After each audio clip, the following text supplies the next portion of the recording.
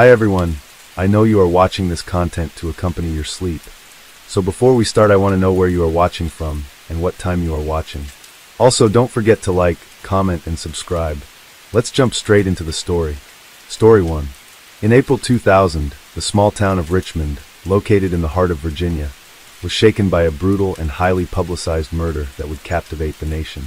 The victim, Charlie Reynolds, was a 35-year-old respected businessman and well-known philanthropist in the community. A father of 2 young children, Charlie had always been viewed as an upstanding individual with a promising future ahead of him.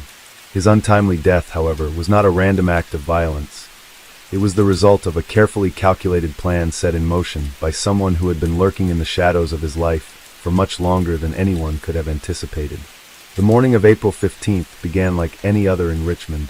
The sun rose over the horizon, casting its golden light over the city streets as commuters made their way to work. Charlie had been preparing for a routine business meeting that would take place later that afternoon at his downtown office. He had been in the midst of expanding his family's construction business and had recently secured a large contract that could take his company to the next level. Despite the pressure of his professional commitments, Charlie had always been able to balance his work and personal life, often volunteering for local charities and spending time with his wife, Jennifer, and their 2 children, Lucas and Emily. At around 9 a.m., Charlie was found dead in the parking lot behind his office building. The body was discovered by a passerby who initially mistook it for an unfortunate accident. Upon closer inspection, it was clear that Charlie had been murdered. He had been shot multiple times at close range. The gunshots had been quick and precise, suggesting that the killer had known exactly what they were doing. The scene was eerily quiet, and no one had witnessed the crime or heard the gunfire, despite the proximity to the busy streets of downtown Richmond. The police were called to the scene immediately, and Detective Laura Barnes, an experienced investigator with the Richmond Police Department, was assigned to lead the case. As soon as she arrived at the scene, she was struck by the lack of evidence. There were no signs of a struggle, no footprints, and the body appeared to have been carefully positioned in the parking lot, as if the killer had been deliberate in their actions. It was clear that this was not a robbery gone wrong or a crime of passion. It was a cold-blooded execution. As the initial investigation unfolded, Detective Barnes quickly learned that Charlie Reynolds was no stranger to controversy. While he had built a reputation as a successful businessman and philanthropist, there were whispers in the community about a darker side to his personal life. Several individuals came forward with information about Charlie's past relationships, and it soon became apparent that Charlie had been involved in a complex web of personal and professional entanglements. His success had earned him many allies, but it had also made him enemies, some of whom were now under suspicion. One of the first leads came from Charlie's former business partner, William "Billy" Bradford. Billy had worked with Charlie for over a decade, helping to establish their construction business into one of the most successful companies in the region. However, their partnership had ended acrimoniously several years before Charlie's death. According to sources close to the investigation, Billy had been bitter about the breakup, feeling that Charlie had taken the majority of the credit for their shared success. Some even speculated that Billy had felt betrayed by Charlie's decision to cut him out of the business when it expanded. Billy's bitterness had been well known to those who worked with him, and many believed that his resentment toward Charlie had only deepened over the years. Detective Barnes and her team began to look into Billy Bradford's whereabouts on the day of the murder. Surveillance footage from nearby cameras showed Billy's car parked in the vicinity of Charlie's office building around the time of the murder. When questioned, Billy claimed that he had been at a meeting with a potential new business partner and had not been near the parking lot. However, his alibi was weak at best. Upon further scrutiny, Detective Barnes discovered that Billy had a criminal record related to financial fraud and had previously been involved in several shady business dealings. This discovery only deepened suspicions about his possible involvement in the murder. As the investigation progressed, a breakthrough came when the forensics team discovered a partial fingerprint on the door handle of Charlie's office building. The print, while not enough to conclusively identify the perpetrator, was a crucial piece of evidence. With the help of a fingerprint analysis expert, they were able to determine that the print matched a man named James "Jimmy" Walker, a local criminal with a history of violence and ties to the underground world of organized crime. Walker had been arrested multiple times for assault, robbery, and drug-related offenses, but had managed to avoid any significant prison time. James Walker's connection to Charlie Reynolds was initially unclear, but Detective Barnes soon uncovered that Walker had been employed by Charlie's company as a subcontractor on several construction projects. Despite his criminal background, Walker had been able to maintain a low profile, working in the shadows and keeping a distance from the public eye. However, it appeared that his relationship with Charlie had soured over time. Witnesses came forward to report that Walker had been unhappy with the way Charlie had treated him during their business dealings, claiming that he had been underpaid and mistreated on multiple occasions. As the pieces of the puzzle began to fit together, it became clear that Walker may have been motivated by a combination of personal animosity and financial gain. Billy Bradford, already a prime suspect in the case, had connections to Walker through their shared involvement in the criminal underworld. It seemed that both men had been quietly working behind the scenes to sabotage Charlie's business ventures, hoping to reap the rewards of his downfall. The possibility of a conspiracy began to emerge, with two men, one with a deep personal vendetta and the other with a history of violent tendencies, joining forces to take down a man they both resented. The next step in the investigation was to trace Walker's movements in the days leading up to the murder. Surveillance footage revealed that Walker had visited Charlie's office building several times, sometimes late at night or in the early hours of the morning, when no one else was around. It appeared that Walker had been staking out the building, waiting for the perfect opportunity to strike. Detective Barnes also discovered that Walker had been in contact with Billy Bradford in the days before Charlie's murder, further suggesting that the two men had been planning the killing together. With this new evidence, Detective Barnes was able to build a case that pointed squarely at James Walker and Billy Bradford as the masterminds behind Charlie Reynolds' murder. They had carefully orchestrated the crime, with Billy providing the motive and Walker carrying out the brutal act.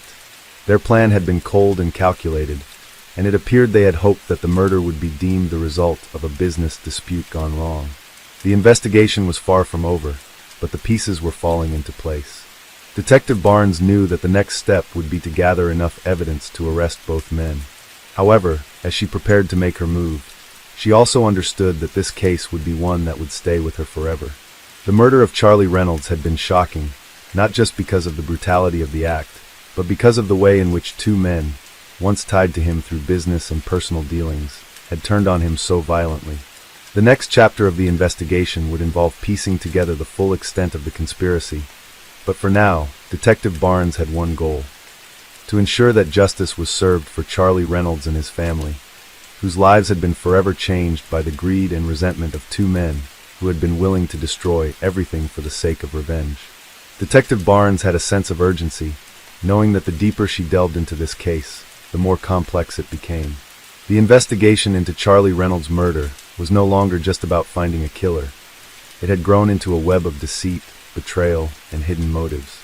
As she pieced together the fragmented evidence, she began to uncover a tangled network of relationships, past grievances, and financial struggles that had led to Charlie's death. The discovery of James Walker's fingerprints on the door handle of Charlie's office building had been a crucial breakthrough, but it wasn't enough on its own. Barnes knew that Walker's background, a mix of violent offenses and criminal associations, made him a prime suspect. Yet, she couldn't dismiss the possibility that someone else might have been involved. The connection between Walker and Billy Bradford was clear, but there were still lingering questions about the extent of their involvement in Charlie's murder. Had they acted alone, or was there a larger conspiracy at play? Barnes decided to dig deeper into Walker's history, hoping to uncover more details about his interactions with Charlie and whether there were any additional motives at play. It became evident that Walker's criminal past was far from behind him. Despite his earlier attempts to maintain a low profile, his name had come up in connection with several shady business dealings, particularly in the construction industry. Walker had reportedly been dissatisfied with his position in Charlie's company, feeling that his work was undervalued and that he was being exploited by Charlie's success. The resentment had been brewing for some time, and Detective Barnes believed that it had reached a boiling point. There were whispers from some of Charlie's former employees who had been hesitant to come forward, fearing retribution. Some spoke of Walker's erratic behavior during his time with the company, suggesting that he had been prone to angry outbursts and had a tendency to lash out when things didn't go his way. There were accounts of him being involved in heated arguments with Charlie over contracts, wages, and the treatment of subcontractors. Some workers had even reported feeling intimidated by Walker, especially when he became frustrated over what he perceived as unfair treatment. Yet, despite this evidence of a strained relationship between Walker and Charlie, Barnes could not help but wonder about Billy Bradford's role in all of this. Billy had been Charlie's business partner for over a decade, and their partnership had been integral to the company's rise to prominence. But after their split, things had soured quickly. Billy had harbored a deep resentment toward Charlie for years, and it seemed that the animosity had only grown stronger over time. The breakup of their partnership was reportedly messy, with Charlie taking full control of the company's assets and leaving Billy with nothing but bitterness. In the weeks leading up to the murder, there had been signs that Billy was growing more desperate. Sources close to the investigation revealed that Billy had been involved in a series of failed business ventures and had been struggling financially. He had tried unsuccessfully to restart his own construction company, but the market had become increasingly competitive, and Billy's reputation had taken a hit due to his contentious split with Charlie. While Charlie's company continued to thrive, Billy's had languished, and the financial strain had taken its toll on his personal life. It was no secret that Billy had fallen into debt, and it was rumored that he had turned to illegal methods to stay afloat, including ties to organized crime in Richmond. The more Barnes uncovered, the more she believed that Billy and Walker had been in cahoots for much longer than anyone realized. There were reports of meetings between the two men in the weeks before Charlie's death, meetings that had been held in secret, away from prying eyes. Barnes managed to track down several individuals who had witnessed these encounters, and the details they provided painted a disturbing picture of a conspiracy that had been simmering beneath the surface for months. The motive was beginning to take shape. Billy's resentment toward Charlie had festered for years, and his financial instability had only worsened after their separation. Billy was desperate, and the possibility of revenge against Charlie must have seemed like the only way to get back at him, both personally and professionally. By joining forces with Walker, a man who had his own reasons for hating Charlie, Billy had found a way to exact his revenge and rid himself of a thorn in his side. But as the pieces began to fall into place, Barnes realized that there was still much work to be done. Walker had been known to keep a low profile, avoiding attention, and his connections to the criminal world made it difficult to track him down. Barnes knew that she would need more than just eyewitness testimony to make a solid case against him and Billy. Surveillance footage, phone records, and financial documents were all essential to building a comprehensive timeline of events leading up to the murder. With this in mind, Barnes and her team spent days reviewing hours of surveillance footage from the area surrounding Charlie's office building. They discovered that Walker had been in the vicinity at least 3 times in the days before the murder, each time under the cover of darkness. On the night before Charlie was killed, Walker was seen on a nearby security camera entering the alley behind the office building, his face obscured by a hooded jacket. He lingered near the entrance for several minutes before disappearing into the shadows, just as the building's security system recorded an unfamiliar car pulling into the lot. Barnes couldn't help but feel a sense of dread as she watched the footage. Everything was falling into place, and she was certain that they were closing in on the truth. Additionally, phone records obtained from both Billy and Walker revealed a series of calls and text messages exchanged between the two men in the hours leading up to the murder. These communications, though seemingly innocent at first glance, revealed a more sinister undertone. They discussed their plans in coded language, using phrases that suggested they were orchestrating the murder. It became clear that Billy and Walker had meticulously planned every detail, from the timing of the killing to the method by which they would execute it. Detective Barnes knew that she was now on the verge of making an arrest, but she also understood that she had to be cautious. If she moved too quickly, she risked alerting Billy and Walker, giving them the chance to flee or destroy evidence. She worked tirelessly, consulting with forensic experts, gathering witness testimony, and compiling all the evidence necessary to build a watertight case. As the investigation reached its critical point, Barnes found herself reflecting on the nature of the crime. Charlie Reynolds had been a man who had built a life of success and respect. He had a loving family, a thriving business, and a reputation as a generous philanthropist. Yet, all of that had been shattered in an instant by 2 men who had been consumed by jealousy, greed, and revenge. For Barnes, the case was a harsh reminder of how the pursuit of power and the scars of betrayal could drive even the most seemingly ordinary people to commit horrific acts. It was a sobering realization, one that reinforced her resolve to see justice done for Charlie, his family, and the community that had been forever impacted by the events of that fateful day. Detective Barnes was fully immersed in the case now, the pieces falling into place as she followed every lead with precision. Every new piece of information revealed another layer to the dark and twisted story of Charlie Reynolds' murder. Her investigative instincts had taken her through countless hours of digging into both Billy Bradford and James Walker's pasts. They were not just suspects. They were men who had spent years cultivating resentment, anger, and financial desperation that would eventually lead to the tragic end of an innocent man's life. As Barnes continued to analyze the evidence, she grew increasingly convinced that the crime was not simply a case of one individual snapping. The calculated nature of Charlie's murder, the careful planning involved, and the apparent attempt to cover their tracks suggested a level of premeditation that went beyond what she had initially anticipated. Both Billy and Walker had had ample time to act, but they had chosen the day of Charlie's scheduled business meeting, a time when the offices were quiet and the area around Charlie's workplace would be less crowded. The murder was meant to be swift, without witnesses, and it seemed that the plan was executed with a chilling level of precision. Barnes had now identified a critical factor: Billy Bradford's need for money. It was clear that he had turned to increasingly desperate measures to get back on top. The construction industry had been kind to him once, but after his fallout with Charlie, he had seen nothing but failure.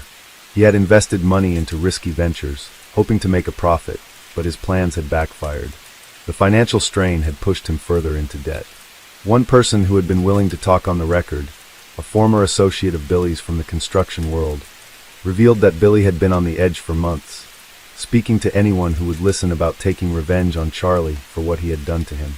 It was this bitterness that had fueled the murder, but Barnes knew it wasn't the full story. James Walker, too, had a deep resentment that had been building for years.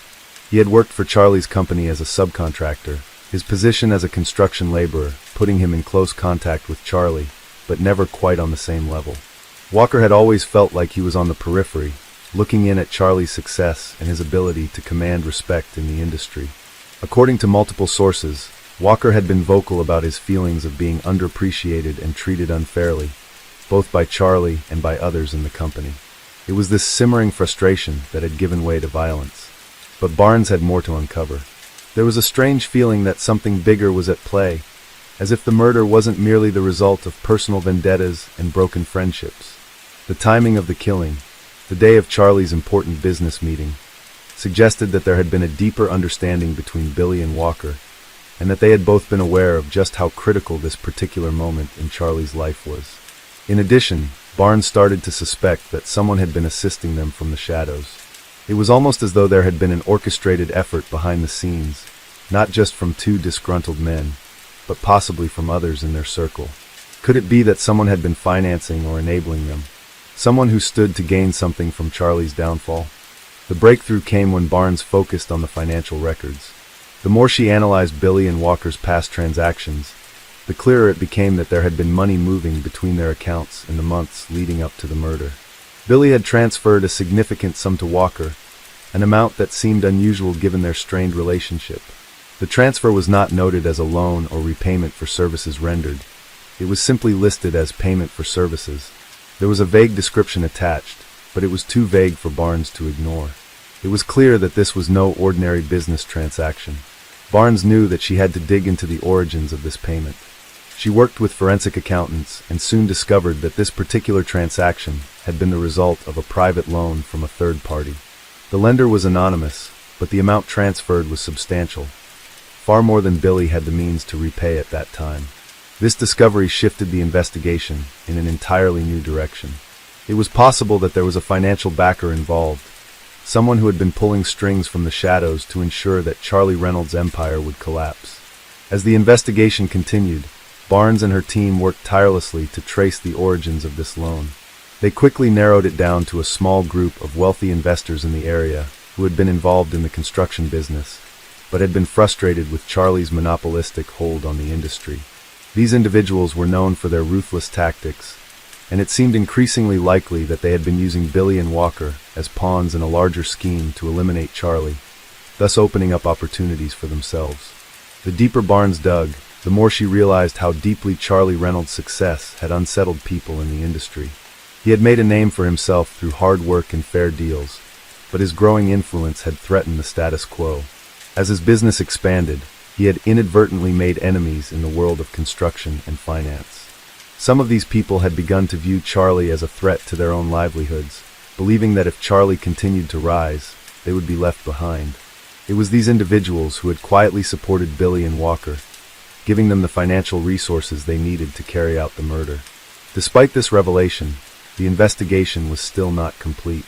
Barnes knew that even with this new information, she still needed concrete evidence to prove the conspiracy. She had the financial transactions, the testimony from various associates, and even the corroborating witness reports, but there was still the question of how to connect all of these pieces into a single, irrefutable narrative. As she moved forward, she decided to focus on one key aspect: the timeline. On the night before Charlie's murder, Barnes took a close look at the security footage again, this time examining every moment with a fine-tooth comb. She noted that Walker had been parked outside the office building at precisely the time Charlie had been leaving a dinner meeting with potential investors. This would have given Walker an opportunity to track Charlie's movements without arousing suspicion. The footage also showed Billy's car in the vicinity, a few blocks away from the office, at around the same time. This was not just coincidence. This was evidence that Billy and Walker had been shadowing Charlie, waiting for the perfect moment to strike. By piecing together phone records, surveillance footage, and witness statements, Barnes was able to reconstruct the final moments of Charlie's life. It was clear now that Billy and Walker had been working in tandem, each playing a critical role in the murder. Billy had been the mastermind, while Walker had executed the crime with precision. But there was more to uncover about the network of financial backers, and it would take time to bring them all to justice. As Barnes prepared for the arrests, she couldn't shake the feeling that the murder of Charlie Reynolds had been the result of a convergence of greed, resentment, and fear. It was a stark reminder of how the desire for power could push people to the brink, turning former allies into enemies. But it was also a story about the lengths to which people would go to protect their interests, even if it meant destroying the life of an innocent man. The investigation was far from over, and Barnes knew that the full scope of the conspiracy would take time to unravel, but she was determined to see justice served. Detective Barnes had reached a critical point in her investigation, with enough evidence to make an arrest, but a lingering sense that there was still more to uncover. As the pieces of the puzzle began to fall into place, she couldn't shake the nagging feeling that the story behind Charlie Reynolds' murder was more than just the actions of two disgruntled men driven by jealousy and financial hardship. There were still questions about who was pulling the strings, and Barnes knew that there was a larger network involved. Her team had gathered enough circumstantial evidence to implicate both Billy Bradford and James Walker in the crime. Surveillance footage placed them both near the crime scene at key times. Phone records tied them together in ways that couldn't be explained away, and witness statements confirmed their presence in the area. Billy's financial troubles and Walker's resentment toward Charlie painted a clear motive for the murder. But what still eluded Barnes was the question of why they had taken such extreme measures to eliminate Charlie. Were they acting solely out of their own greed and anger, or was there something deeper at play? The final breakthrough came when Barnes and her team were able to track down the mysterious backer who had provided the financial support for Billy and Walker. It turned out that the money Billy had transferred to Walker had come from an anonymous source, someone with deep ties to the construction industry. After digging deeper into this financial trail, Barnes discovered that the source of the money was a group of wealthy investors who had long seen Charlie Reynolds as a threat. These individuals were not just interested in making money. They were driven by a desire to dismantle Charlie's empire and take control of the lucrative contracts he had secured over the years. As Barnes delved into the financial history of these investors, she uncovered a complex web of connections and dealings. These men had been operating behind the scenes for years, funding various schemes to undermine Charlie's business. They had attempted to sabotage his deals, spread rumors about him in the industry, and even tried to buy out his company on several occasions. But Charlie had managed to thwart their efforts, which only made them more desperate. In the end, they had decided that the only way to bring Charlie down was through violence.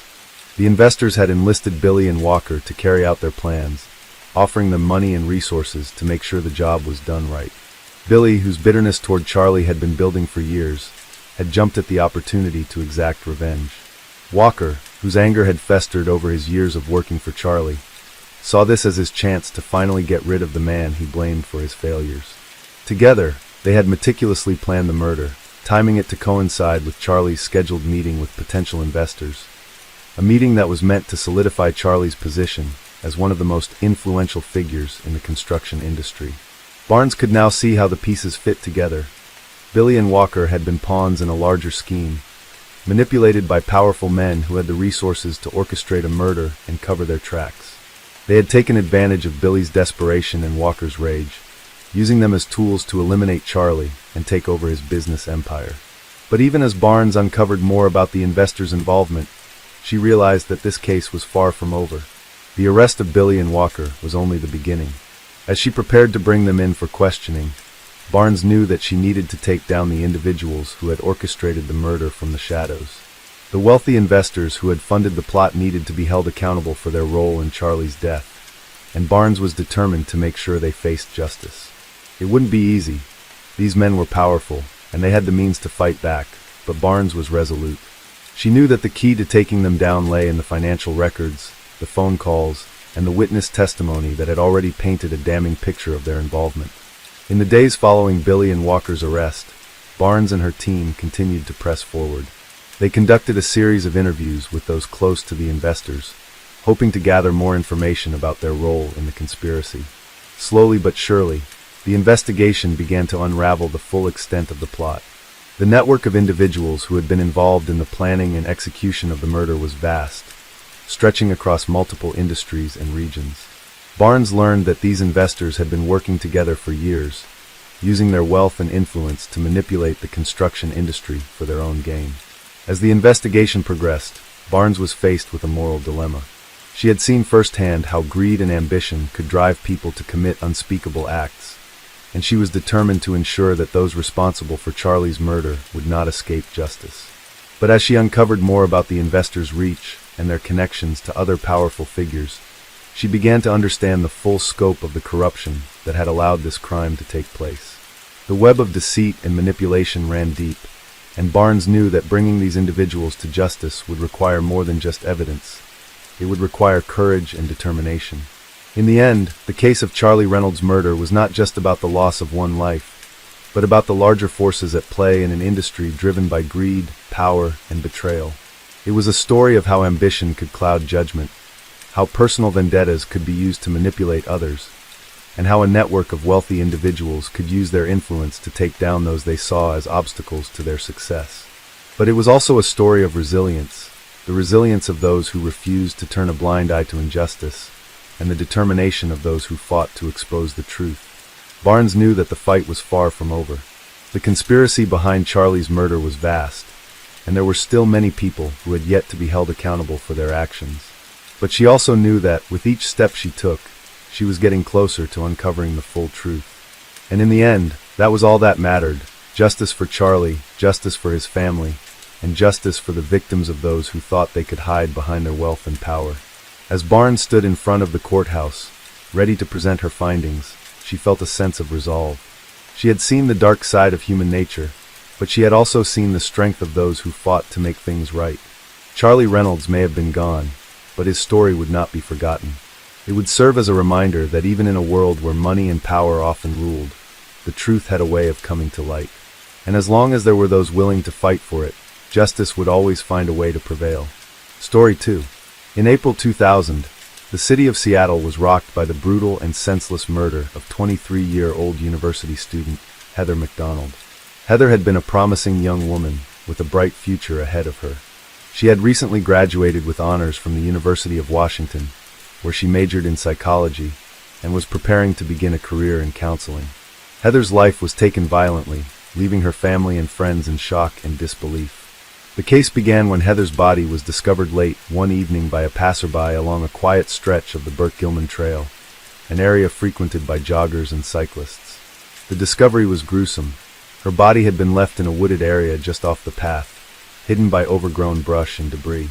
Heather had been strangled, and her belongings were scattered around her, suggesting a violent struggle had occurred before her death. The scene was chilling, and the police quickly determined that this was not a case of a random accident or a simple robbery gone wrong.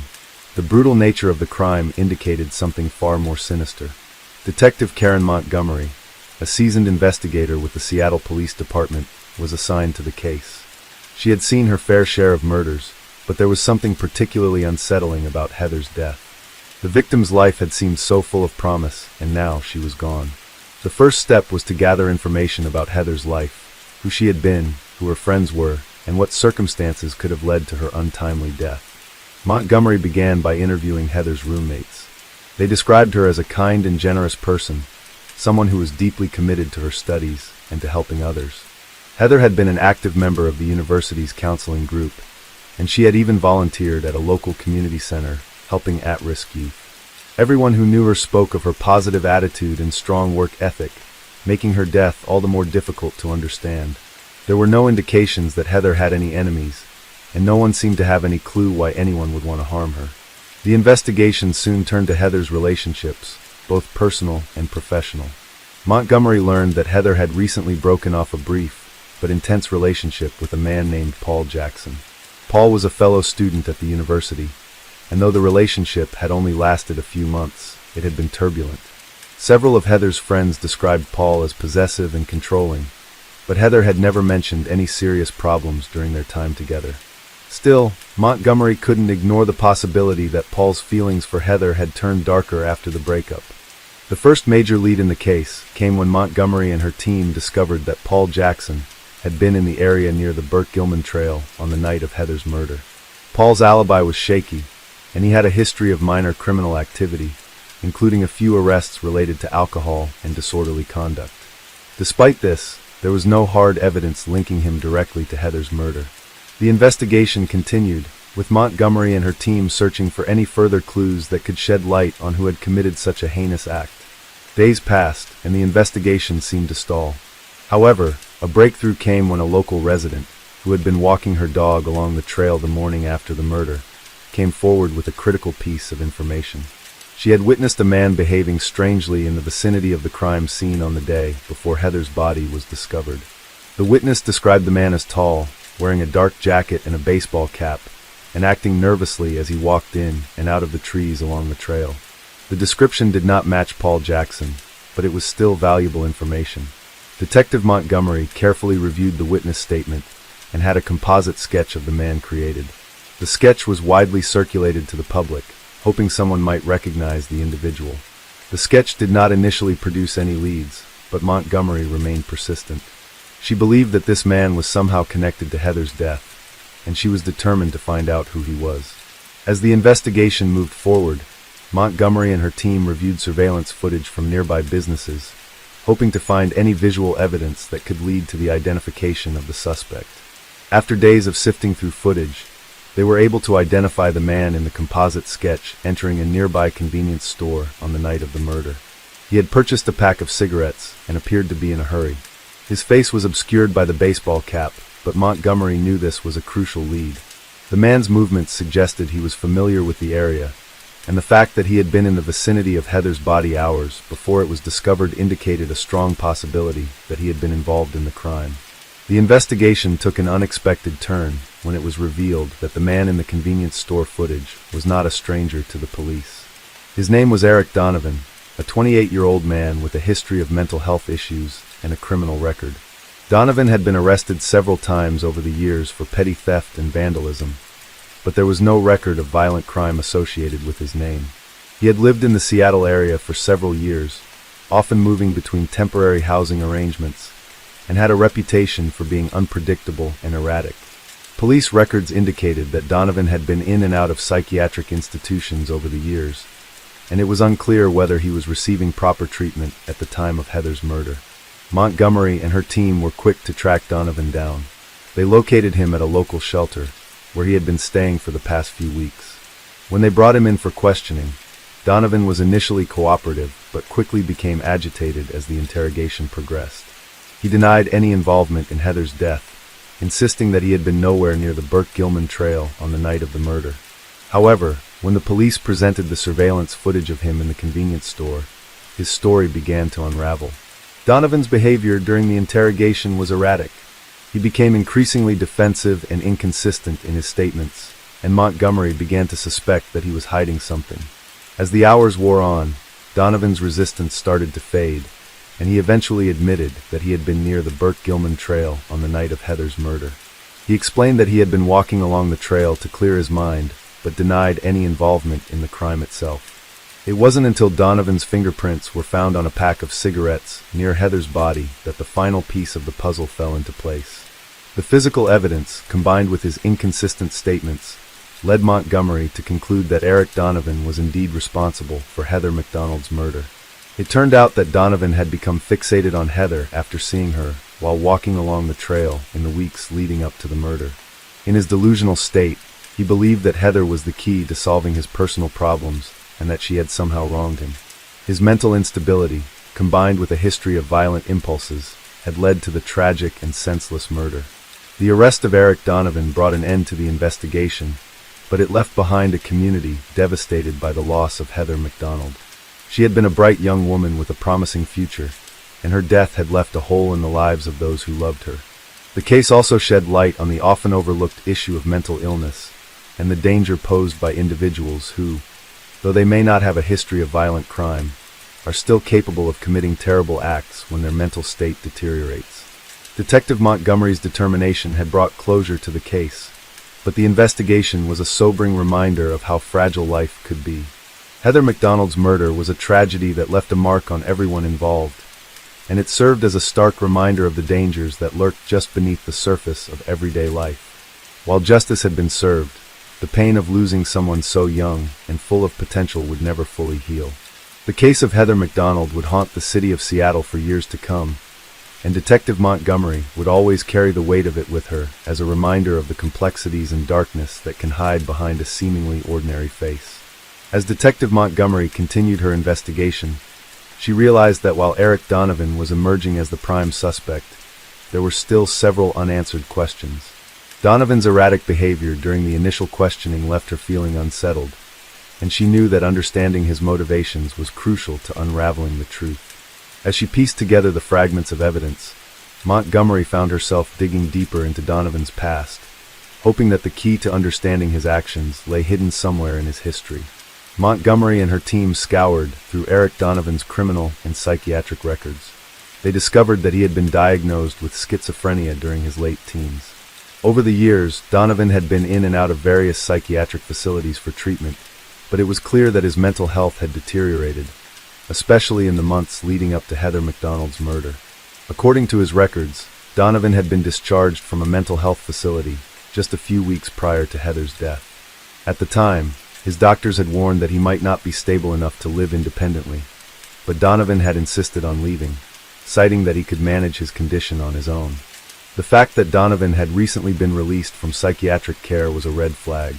Montgomery began to suspect that he might have been off his medication when the murder occurred, which could have contributed to his delusional thinking and violent behavior. In many of his previous episodes, Donovan had shown a tendency to fixate on individuals, becoming obsessed with them to the point of delusion. There was no indication that he had ever been violent before, but the combination of his untreated mental illness and his fixation on Heather seemed to have culminated in the tragedy. Montgomery reviewed Donovan's interactions with others, hoping to gain insight into his mental state. She interviewed several people who had known him over the years, including former roommates and neighbors. Most of them described Donovan as harmless but eccentric.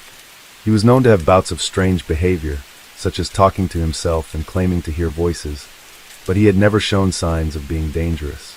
Some recalled that he would often speak about his frustrations with life and his inability to find a meaningful connection with others. It was during one of these conversations that Donovan had mentioned seeing a woman on the Burke-Gilman Trail, a woman he had admired from afar. She was Heather McDonald, though Donovan had never spoken to her directly. He had become obsessed with the idea of her being the person who could help him find peace. The more Montgomery learned about Donovan, the more she realized that his fixation on Heather wasn't just a passing infatuation. It had become an obsession. He had been walking the Burke-Gilman Trail regularly, hoping to run into her, and he had been watching her from a distance for weeks before the murder. It appeared that Donovan had created a fantasy in his mind, convinced that Heather was the answer to all his problems. His delusions, combined with his mental instability, had led him to believe that Heather was somehow responsible for his misfortune in life, and in his distorted view of reality, he thought he had no choice but to eliminate her. The investigation revealed that Donovan had seen Heather only a few times while she was out jogging, but he had fixated on her after one particular encounter. On one of his walks along the trail, he had briefly exchanged glances with Heather as she passed by, and in his mind, that moment had been far more significant than it was in reality. Donovan had convinced himself that Heather had rejected him, that she had somehow looked at him with disdain. It was this perceived rejection that fueled his rage and spiraled him further into a violent obsession. As Montgomery pieced together the details of Donovan's interactions with Heather, she also uncovered evidence of his increasingly erratic behavior leading up to the murder. Witnesses reported seeing him in the days before the crime, acting nervously and pacing around the trail, as if waiting for something or someone.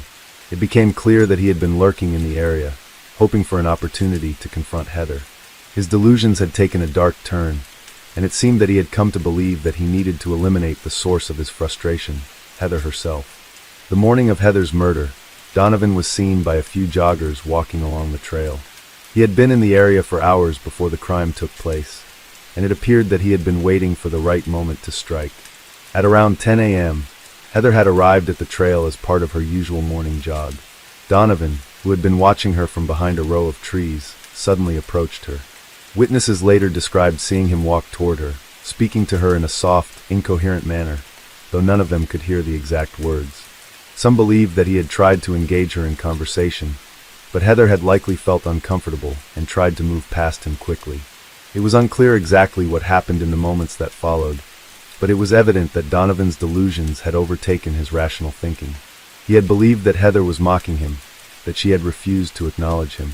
In his distorted mind, her indifference had been an insult too great to bear. He quickly became violent, forcing Heather into the nearby woods, where he strangled her with his bare hands, silencing her as she fought for her life. After the murder, Donovan had wandered around the trail in a daze.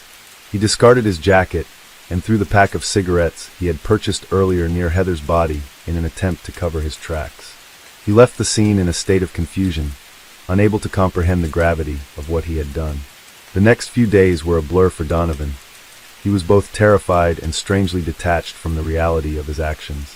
He wandered the streets, staying in homeless shelters, trying to avoid drawing attention to himself. But the police were already piecing together the evidence, and it wasn't long before Donovan became the primary suspect. When Detective Montgomery finally confronted Donovan with the evidence, he initially denied everything, but his demeanor betrayed him. The physical evidence, his fingerprints on the pack of cigarettes and his presence near the crime scene, was damning. As the interrogation progressed, Donovan's facade of innocence crumbled, and he eventually confessed to the murder, though his motives remained muddled. He insisted that he hadn't intended to kill Heather. He had only wanted to make her understand his pain, but in his disturbed state, he had gone too far. Donovan's arrest brought a sense of relief to the city, but it did little to ease the grief of Heather McDonald's family and friends. The community was left to grapple with the tragedy of a young life taken too soon by the unchecked forces of mental illness and obsession. The investigation had uncovered a harrowing truth, that sometimes the most dangerous individuals were not those with a history of violent crime, but those whose minds were fragile, broken by the weight of their own delusions. For Detective Montgomery, the case was a sobering reminder of the complexity of human behavior. It wasn't just about finding the perpetrator. It was about understanding the forces that led someone to commit such a senseless and violent act. Eric Donovan's story was a tragic one, and while justice had been served, it would never bring back the life of Heather McDonald. The case would haunt Montgomery for years to come, a constant reminder of the fragility of the human mind and the devastating consequences that could arise when it shattered. Detective Montgomery's investigation was far from over, and as she delved deeper into Eric Donovan's troubled past, the more complicated the case became. While Donovan's confession had provided some closure, the deeper she dug, the more she began to question how such a tragedy could have been prevented. In her pursuit of justice for Heather McDonald, Montgomery found herself exploring not only Donovan's criminal history, but also the mental health system and its failure to adequately address his needs. The case had become more than just a murder investigation. It was a reflection of the dark reality that mental illness, when left untreated, could lead to devastating consequences. After Donovan's arrest, Montgomery had met with Heather McDonald's parents, both of whom were devastated by the loss of their daughter. They spoke about Heather's love for life, her dreams of helping others, and how she had always gone above and beyond to make a difference in the world. The McDonalds were understandably struggling to make sense of their daughter's senseless murder. They asked Montgomery countless questions. What had gone wrong? Why had Heather been targeted? How could someone like Donovan, who had no clear motive, commit such a heinous act? The answers to these questions were still elusive, but Montgomery was determined to find the truth. She felt a deep sense of responsibility to Heather's family, to understand what had led to the murder, and how she could prevent something like this from happening again. She continued her investigation, uncovering more about Donovan's background, and soon, she discovered that his history was not as straightforward as it first appeared. As Montgomery examined Donovan's psychiatric history more thoroughly, she found that his doctors had repeatedly warned that he posed a risk to others if he was allowed to live independently. Despite this, he had been discharged from treatment just days before the murder. In a disturbing twist, Montgomery found that Donovan had stopped taking his prescribed medication several months earlier. His doctors had noted a significant decline in his mental health during this period, but no one had taken further action to prevent him from falling through the cracks. The more Montgomery learned about Donovan's medical history, the more it became clear that his condition was not an isolated case. He had been part of a larger group of individuals who had slipped through the cracks of the mental health system, people who were struggling with untreated mental illnesses, but who didn't have the resources or support they needed to seek help. Donovan's case was a tragic example of how mental illness could go unnoticed or untreated, with devastating consequences. Montgomery felt a growing sense of frustration as she realized that the system had failed Donovan, just as it had failed Heather. Donovan's family had tried to get him the help he needed, but they too had been overwhelmed by the complexities of navigating the mental health system. The lack of a coordinated effort and the lack of adequate resources had allowed Donovan's condition to worsen unchecked, leading to a tragedy that could have been prevented. As Montgomery's investigation moved forward, she began to look more closely at how the mental health system could have been improved to prevent similar tragedies. She met with professionals in the field, hoping to understand how better systems could be put in place to catch individuals like Donovan before it was too late. It became apparent to her that while there were many dedicated mental health professionals, the system itself was deeply flawed. The resources available were limited, and individuals who needed care often found themselves on long waiting lists or unable to access the help they desperately needed. At the same time, Montgomery couldn't help but feel a sense of helplessness. What could have been done differently? How could Heather's murder have been prevented? The system was designed to treat those who sought help, but it wasn't equipped to intervene with individuals like Donovan who were unable or unwilling to recognize the seriousness of their condition. Heather's murder had highlighted the failure of the system to provide adequate care for those suffering from mental illness, and Montgomery began to wonder if there was a way to change the way society viewed and treated mental health issues. In the weeks following Donovan's arrest, Heather's parents worked with Montgomery to establish a foundation in Heather's name, dedicated to raising awareness about mental health and advocating for changes in the system. The foundation aimed to create better resources for individuals with mental illness, particularly those who, like Donovan, were at risk of slipping through the cracks. Heather's parents were determined to ensure that their daughter's death would not be in vain, that her memory could be honored by making a real, lasting difference in the way society approached mental health. Meanwhile, Eric Donovan remained in custody, awaiting trial. His behavior in prison continued to be erratic, and he was placed in solitary confinement after several outbursts. He would spend hours pacing in his cell, muttering to himself, seemingly disconnected from reality. His mental state continued to deteriorate, and it became evident to everyone involved in the case that Donovan was still deeply affected by his delusions. Even in the face of his incarceration, Donovan seemed to struggle with the realization of what he had done, unable to fully comprehend the gravity of his actions. Despite his admission of guilt, Donovan's defense team began to build a case around his mental illness, arguing that he had been in a psychotic state at the time of the murder, and therefore could not be held fully responsible for his actions. The trial was expected to be a lengthy and complex process, with experts debating whether Donovan was criminally responsible or whether his mental illness had completely overpowered his ability to control his actions. It was a painful and drawn-out process for Heather's family, who had to relive the trauma of their daughter's death while awaiting justice. As the case moved through the legal system, Montgomery continued to work tirelessly, following every lead and ensuring that the investigation remained thorough. She met with Heather's parents regularly, keeping them updated on any developments in the case, and offering support during the difficult months that followed. They were deeply grateful for Montgomery's dedication, and they knew that she was doing everything in her power to bring their daughter's killer to justice. Meanwhile, the city of Seattle was left to grapple with the tragedy that had unfolded in their midst. The murder of Heather McDonald had sent shockwaves through the community, and many people began to question the safety of their own neighborhoods. The Burke-Gilman Trail, once a peaceful place for jogging and cycling, became a symbol of the unpredictable and sometimes violent nature of life. People wondered if they could ever feel safe again in the places they had once considered serene. Despite the lingering sense of unease, the case of Heather McDonald's murder ultimately sparked important conversations about mental health, the failures of the healthcare system, and the need for better resources and support for those struggling with mental illness. It was clear that the tragedy could have been prevented, if only Donovan had received the proper care, if only the system had recognized the warning signs. Heather's murder was not just an isolated act of violence. It was a symptom of a deeper, more systemic issue. Through all the pain, grief, and confusion, Montgomery remained determined to ensure that Heather's death would lead to meaningful change. As the trial approached, she knew that the journey was far from over. But she also knew that by raising awareness about the failures of the mental health system, they could prevent future tragedies from occurring. Heather's life, while tragically cut short, had not been in vain. Her story, and the story of her killer, Eric Donovan, had become a catalyst for change. And for Montgomery, that was the only way she could reconcile the senseless loss and bring some measure of peace to Heather's family and the community. As the months dragged on, the trial of Eric Donovan continued to dominate the headlines, and the public's focus remained fixed on the complex intersection of mental illness, criminal responsibility, and the failure of the healthcare system.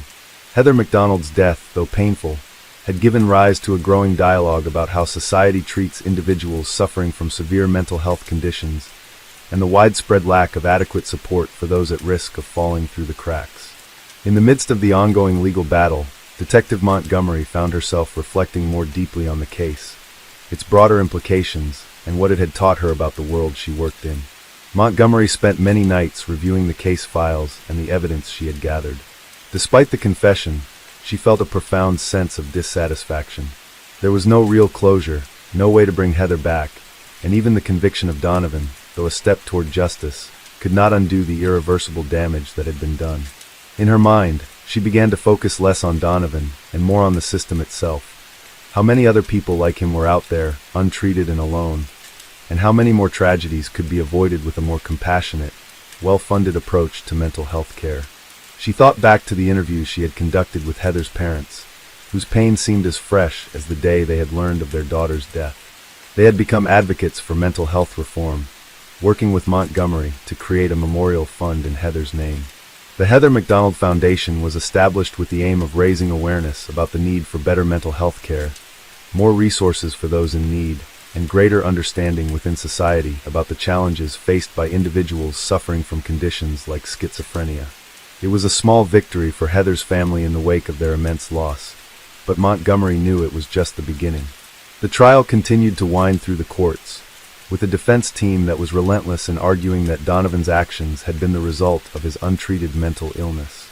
The defense presented expert witnesses who testified that Donovan had been in a psychotic state when he murdered Heather, making it impossible for him to fully comprehend the consequences of his actions.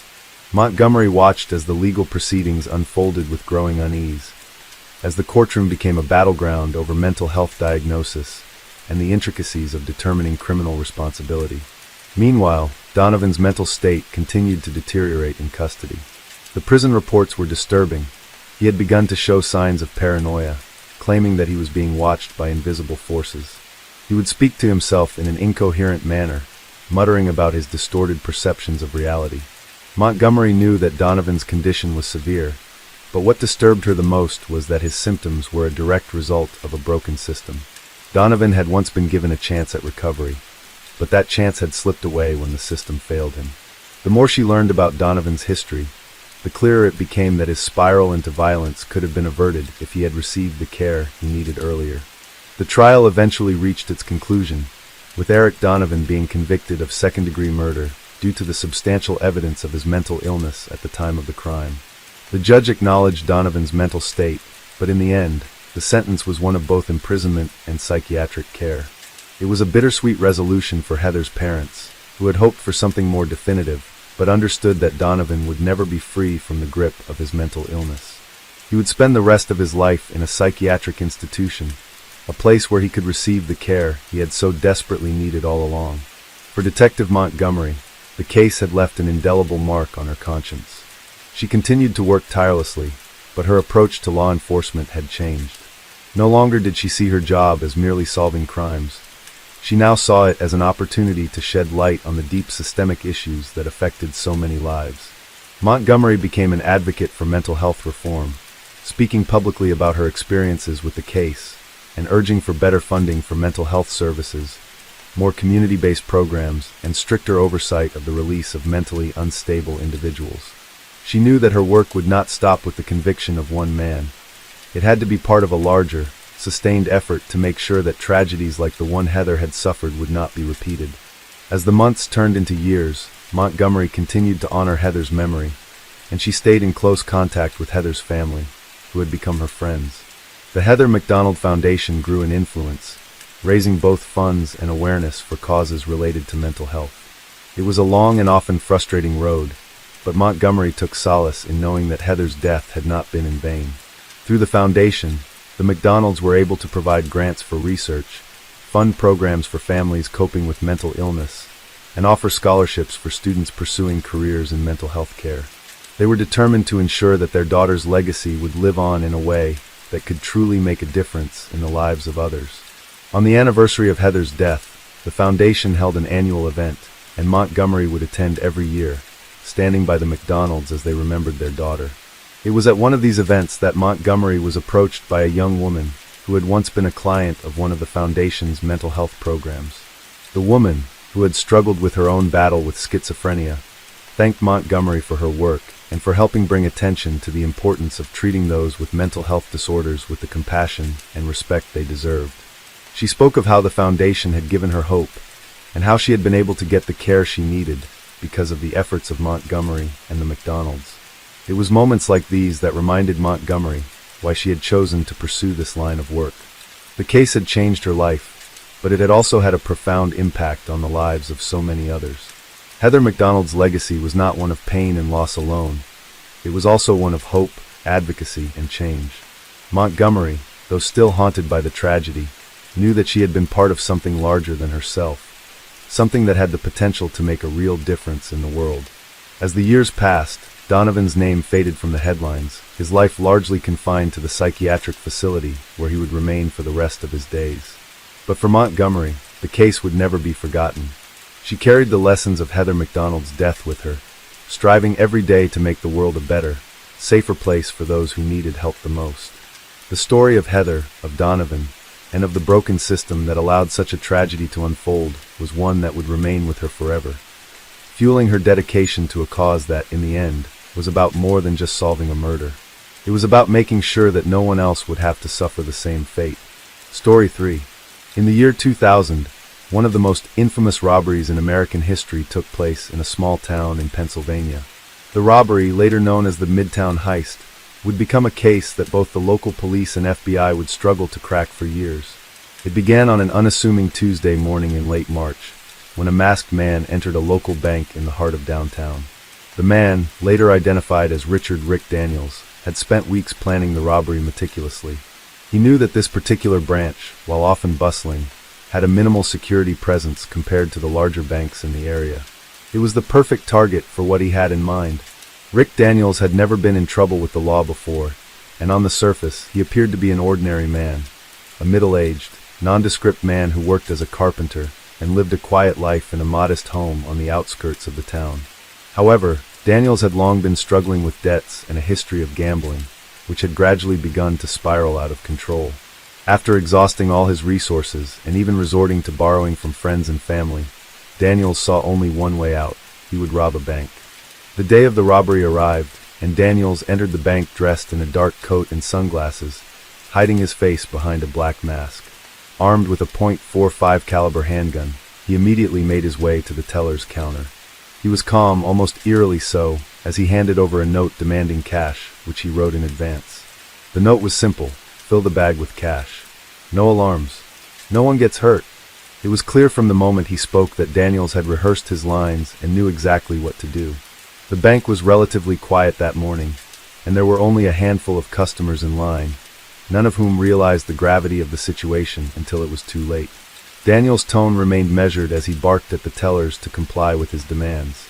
The tellers, though terrified, followed his instructions without hesitation. They quickly gathered stacks of cash, placing the money in a duffel bag that Daniels had brought with him. It was over in a matter of minutes.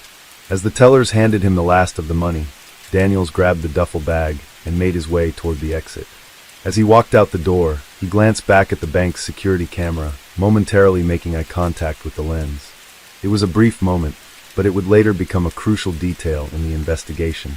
Once outside, Daniels hopped into a getaway vehicle, a blue Ford sedan, which was parked a short distance from the bank. The car had been rented under a fake name, and it was equipped with a hidden GPS tracker. Daniels had taken every precaution to cover his tracks, from wearing gloves to avoid leaving fingerprints to selecting a car that wouldn't draw attention. He had planned his escape route carefully, driving through narrow back streets to avoid detection. But what Daniels didn't count on was the efficiency of the bank's surveillance system. The cameras had captured him clearly, and despite the mask, authorities would be able to get a good look at his build and posture.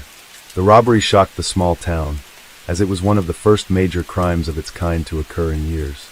The local police were immediately called to the scene, and the FBI was soon brought in to assist with the investigation.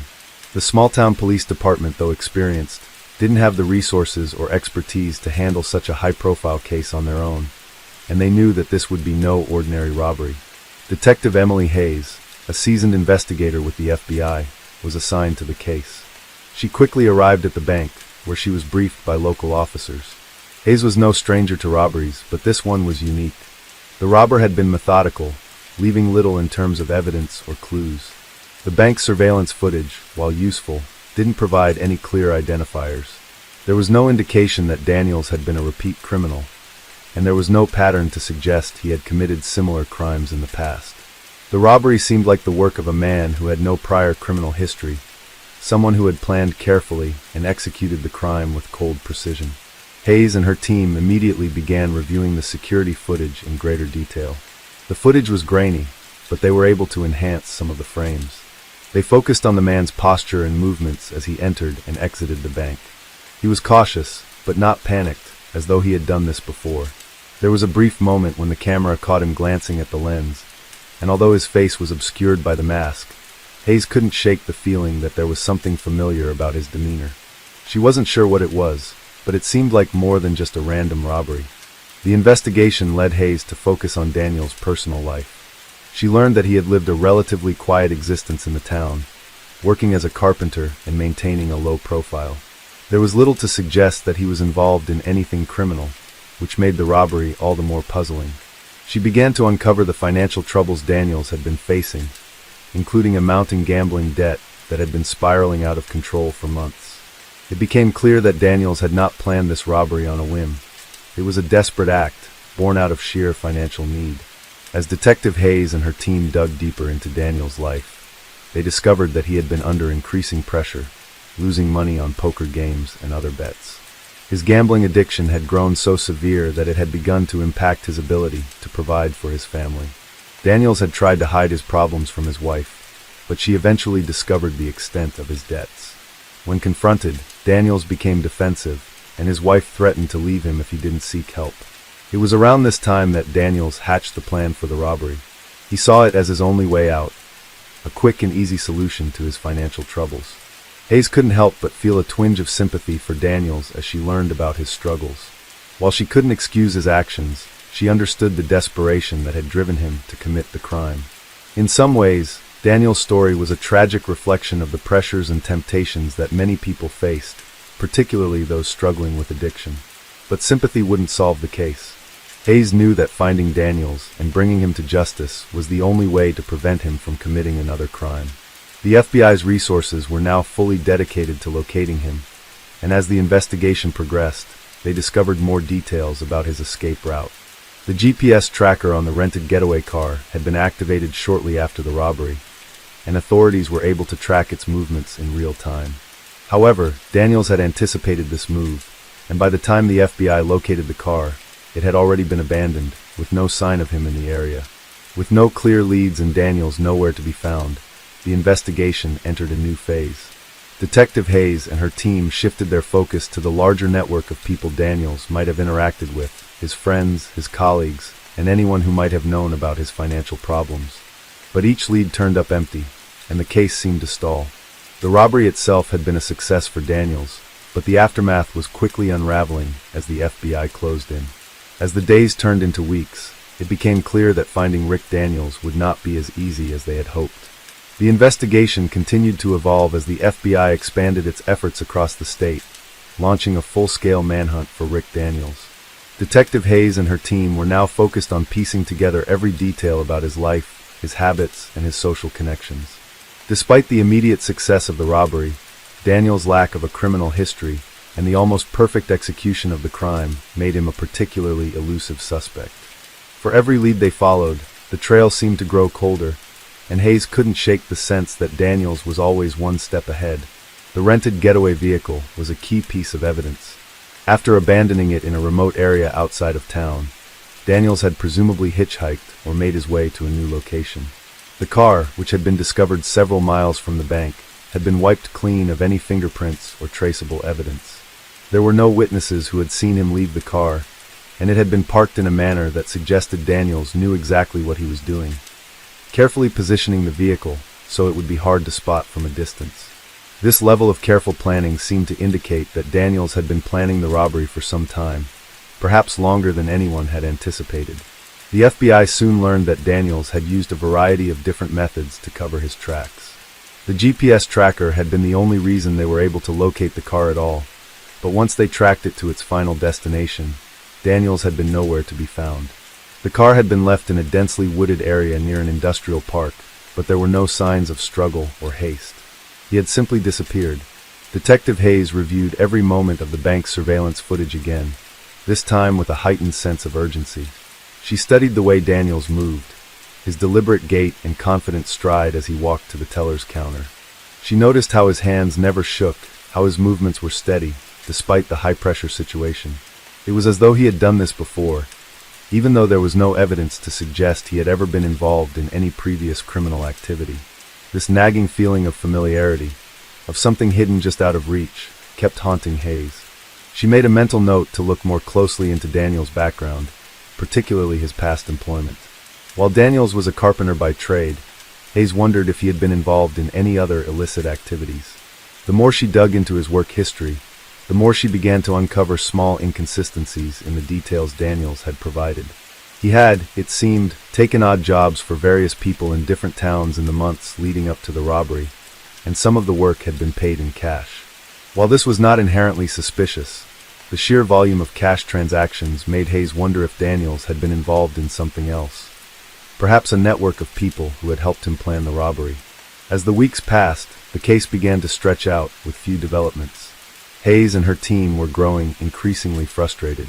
The lack of substantial evidence combined with Daniels' clever evasion tactics made it feel as though they were chasing a ghost. Yet they refused to give up. They expanded their search to nearby cities and towns, running the plates of any vehicles that seemed suspicious, and talking to people who might have encountered Daniels in the days following the robbery. However, every lead turned into a dead end. At the same time, Daniels had been struggling to maintain his sense of control over his life. Having successfully executed the robbery, he now faced the overwhelming reality of what he had done. He had enough money to pay off his gambling debts and take care of his immediate needs, but he knew that running would only prolong the inevitable. The weight of his actions began to press heavily on him, and he struggled with the guilt of abandoning his family and the fear that eventually someone would come for him. Daniels had no intention of returning to his family, not after everything he had done. But the pressure of living a life in hiding was starting to get to him. The guilt gnawed at him, and he found himself moving from place to place, never staying in one spot for too long. He lived off the money from the robbery, but it was running out faster than he anticipated. Daniels knew he couldn't stay anonymous forever, and the paranoia he once avoided was starting to set in. Every shadow seemed like a potential threat, and every car that passed by seemed to carry law enforcement closing in on him. By late April, Detective Hayes had decided to take a more aggressive approach. While the search for Daniels in Pennsylvania had yielded no solid leads, they received word of a possible sighting in Ohio, a state not far from Pennsylvania. The tip came from a gas station attendant who recognized Daniels from the bank's surveillance footage. The attendant had seen a man matching Daniels' description, filling up a car late at night. It was a fleeting moment, but Hayes immediately dispatched a team to Ohio to follow up on the lead. Hayes and her team arrived in Ohio, where they began speaking with local law enforcement, who had been briefed on the case. The search was extensive, covering various motels, truck stops, and gas stations in the area.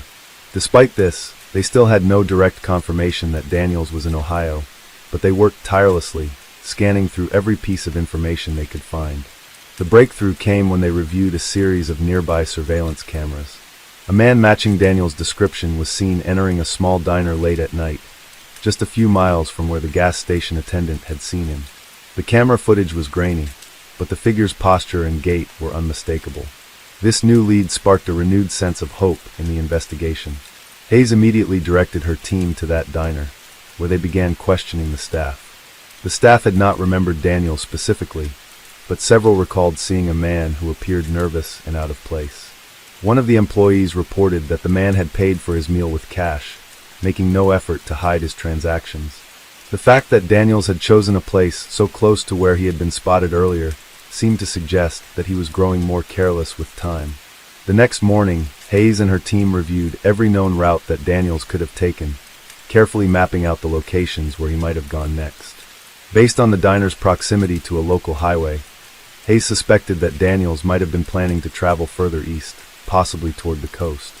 They arranged for an extensive roadblock along the main highways, hoping that Daniels, in his desperation, would attempt to travel out of state. Days turned into weeks again, and still, there was no sign of Rick Daniels. But the case, far from forgotten, was far from closed. Hayes and her team worked tirelessly to connect the dots, slowly piecing together a clearer picture of a man who had been driven to extreme measures by a financial crisis, only to find himself trapped by his own decisions. As weeks passed, the investigation into Rick Daniels grew increasingly complex. Despite the intense efforts of the FBI and local law enforcement, the manhunt showed no signs of letting up. Daniels' ability to stay off the radar was becoming a source of both admiration and frustration for the agents chasing him. While his face had been caught on the bank's security cameras, Daniels had been diligent in covering his tracks. The various false leads, sightings, and moments of misdirection were taking their toll on the investigation, but Detective Hayes and her team remained resolute. They knew that every lead they pursued brought them closer to uncovering his location, even if it felt as if they were merely grasping at straws. The breakthrough came when a former colleague of Daniels came forward with a chilling tip.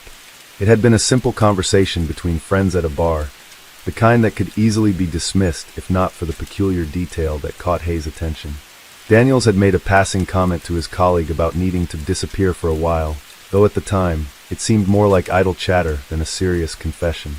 When this same colleague saw Daniels' face on the news following the robbery, he realized that Daniels might have been planning his escape well before the heist itself. He had noticed subtle signs of anxiety in Daniels in the weeks leading up to the robbery, the same signs that now seemed to match the behavior of a man planning a life-changing crime. With this new information, Hayes decided to expand the scope of their search. Daniels, having lived a relatively normal life in a small town, likely had connections outside the region, perhaps people who could help him hide or even provide financial assistance. The colleague mentioned that Daniels had once made a remark about a family member in New York, suggesting that he might have been considering using them as a safe haven. This hint about a possible link to the city was a glimmer of hope in the dark, a potential lead that had the power to finally break the case wide open. Hayes quickly coordinated with the FBI's New York branch to investigate this lead. New York was a city known for its dense population and complex web of neighborhoods, making it an ideal location for someone trying to disappear. Local agents began to comb through records of known associates, possible hideouts, and even family members living in the area. Meanwhile, Daniels was still on the move, trying to stay one step ahead of the law. Rick Daniels' behavior during this period was erratic. The money he had stolen in the bank heist, although substantial, was running out faster than he anticipated. Daniels had been living off it to maintain a low profile, but the lifestyle of living in hiding proved more expensive than he had imagined. The stress of avoiding detection was taking its toll on him. He had avoided using his real identity, knowing that every purchase and every interaction could expose him. He stayed in motels, paid for items in cash, and avoided talking to anyone who might recognize him. His only contact with the outside world was sporadic, often relying on burner phones to communicate. As the search for him intensified, Daniels found himself becoming increasingly paranoid. The fleeting sightings, like the one in Ohio, had been enough to rattle his nerves. He no longer felt safe in the familiar places he had once visited without a second thought. Every passing vehicle made him flinch. Every stranger who looked in his direction felt like a threat. His confidence, which had once been the hallmark of his successful robbery, began to erode under the pressure of his circumstances. Meanwhile, in New York, the FBI's efforts to locate Daniels were slowly paying off. They were able to trace an old address that Daniels had once used for a distant relative. The relative, an aunt living in the Bronx, had not been in contact with him for years, but agents discovered that she had been renting an apartment in a part of the city that was densely populated. The likelihood that Daniels would seek refuge there grew stronger with each passing day. The apartment was in a complex that catered to lower-income families, an area where someone could blend in with relative ease. Detective Hayes, after coordinating with the New York team, decided to travel there herself. She understood that this could be the crucial lead that would finally bring Daniels to justice, and she was determined not to let this opportunity slip away. She arrived in the Bronx a few days later, where she was briefed by local law enforcement on the latest developments. The team quickly gathered at the complex where Daniels' aunt lived. Hayes and her colleagues methodically went door to door, speaking to residents and canvassing the area for any sign of Daniels. On the third day of searching, a break came when a local shopkeeper reported seeing a man matching Daniels' description in the store just a few days prior. The shopkeeper recalled that the man had seemed nervous, but was able to pay for his groceries with a stack of cash. Though the shopkeeper had not initially realized who he was speaking with, the details of the interaction matched the behavior of someone trying to remain under the radar. It was clear that Daniels was in the area and likely staying close by. The news spread quickly, and within hours, the FBI had set up surveillance around the complex. They observed the building from a distance, watching for any unusual movements or suspicious activity. The longer they watched, the more convinced they became that Daniels was hiding in one of the nearby apartments. The problem, however, was that there was no concrete evidence linking him directly to any particular apartment. His aunt had not been seen at home for several days, further complicating matters. Without any immediate cause for a search warrant, the agents had to rely on subtle observation, waiting for a moment when Daniels might slip up. As days turned into weeks once again, Daniels remained elusive, slipping through their fingers just as he had on multiple occasions before. He had grown accustomed to evading the authorities, and his ability to stay hidden seemed to defy logic. But as time passed, the net around him continued to tighten. Detective Hayes knew it was only a matter of time before Daniels made a mistake. He had already made one with the robbery, and sooner or later, that mistake would catch up with him. In a city as vast and chaotic as New York, it was easy to disappear. But the more Daniels tried to cover his tracks, the more the authorities closed in. Each move he made only made it easier for the FBI to follow, and soon, they would be one step away from finally catching the man who had committed the infamous Midtown heist. After weeks of waiting and watching, the breakthrough finally came. Detective Hayes and her team were growing weary, but their persistence paid off when they received an anonymous tip from a local who had noticed something unusual. The tipster described a man who had been seen entering the same apartment complex where Daniels' aunt lived, but this time, the description matched Daniels more specifically. The man had entered the building under the cover of night, carrying what appeared to be a large bag, the kind that might contain valuables or stolen items. This was the moment Hayes had been hoping for, the confirmation they needed to make their move. She quickly assembled a team of local agents and FBI personnel, ensuring that all the necessary precautions were taken. Daniels had already proven that he was resourceful and elusive, so they couldn't afford any mistakes. They couldn't risk losing him again. The plan was simple: a coordinated effort to surround the building while keeping their presence as discreet as possible. Hayes knew that Daniels, in his paranoia, would likely try to flee if he sensed any danger. They needed to catch him off guard before he could escape into the maze of the city. The team set up their perimeter, each agent in place to cover all exits from the complex. Meanwhile, Hayes and a select group of officers made their way to the apartment where Daniels was believed to be hiding. As they approached the building, every step felt heavier than the last. The tension was palpable. This was the culmination of months of chasing a ghost, and the fear of failure weighed heavily on everyone involved. The closer they got, the more Hayes' mind raced, running through every possibility, every contingency. If Daniels was truly in there, he wouldn't go down without a fight. But they had no choice. They had to act quickly. They reached the door to Daniel's aunt's apartment, and, after a tense moment of silence, Hayes nodded. The team moved into position. One officer knocked lightly on the door, while others stood ready to breach it if necessary. There was no response at first, and for a moment, it felt like the door might never open. But then a slight rustling sound from inside broke the silence. Hayes' heart skipped a beat as the door creaked open, just enough for her to catch a glimpse of someone's silhouette. The man who stepped into view was tall, with his head bowed slightly, a posture Hayes immediately recognized from the surveillance footage. Rick Daniels. For a brief second, their eyes met, and in that moment, Hayes saw the man who had been evading capture for so long. His face, though older and worn, was unmistakable. Daniels seemed frozen in place, his body tense as though he were deciding whether to fight or flee. Hayes knew that this was the critical moment. With a quick hand gesture, she signaled the agents to move in, ensuring they surrounded him before he had a chance to react. Daniel seemed to snap out of his daze and bolted toward the back of the apartment. The agents were quick to follow, but he was fast, and for a moment, it seemed as though he might make it to an open window or door. Hayes' instincts kicked in, and she ran after him, determined not to let him slip away again. She reached him just as he neared the kitchen, grabbing him by the arm and pulling him to the ground. Daniel struggled, trying to break free, but the weight of the situation quickly became clear. He was trapped. The agents swarmed in, securing him and cuffing him before he had any chance to resist further. Hayes stood over him, her breath heavy as the adrenaline surged through her veins. Daniels, panting and wide-eyed, finally stopped struggling. His fate was sealed. The long months of chasing, the countless false leads, and the frustrating dead ends had all led to this moment. He was in custody. The apartment, which had once seemed like a sanctuary to Daniels, now felt like a prison.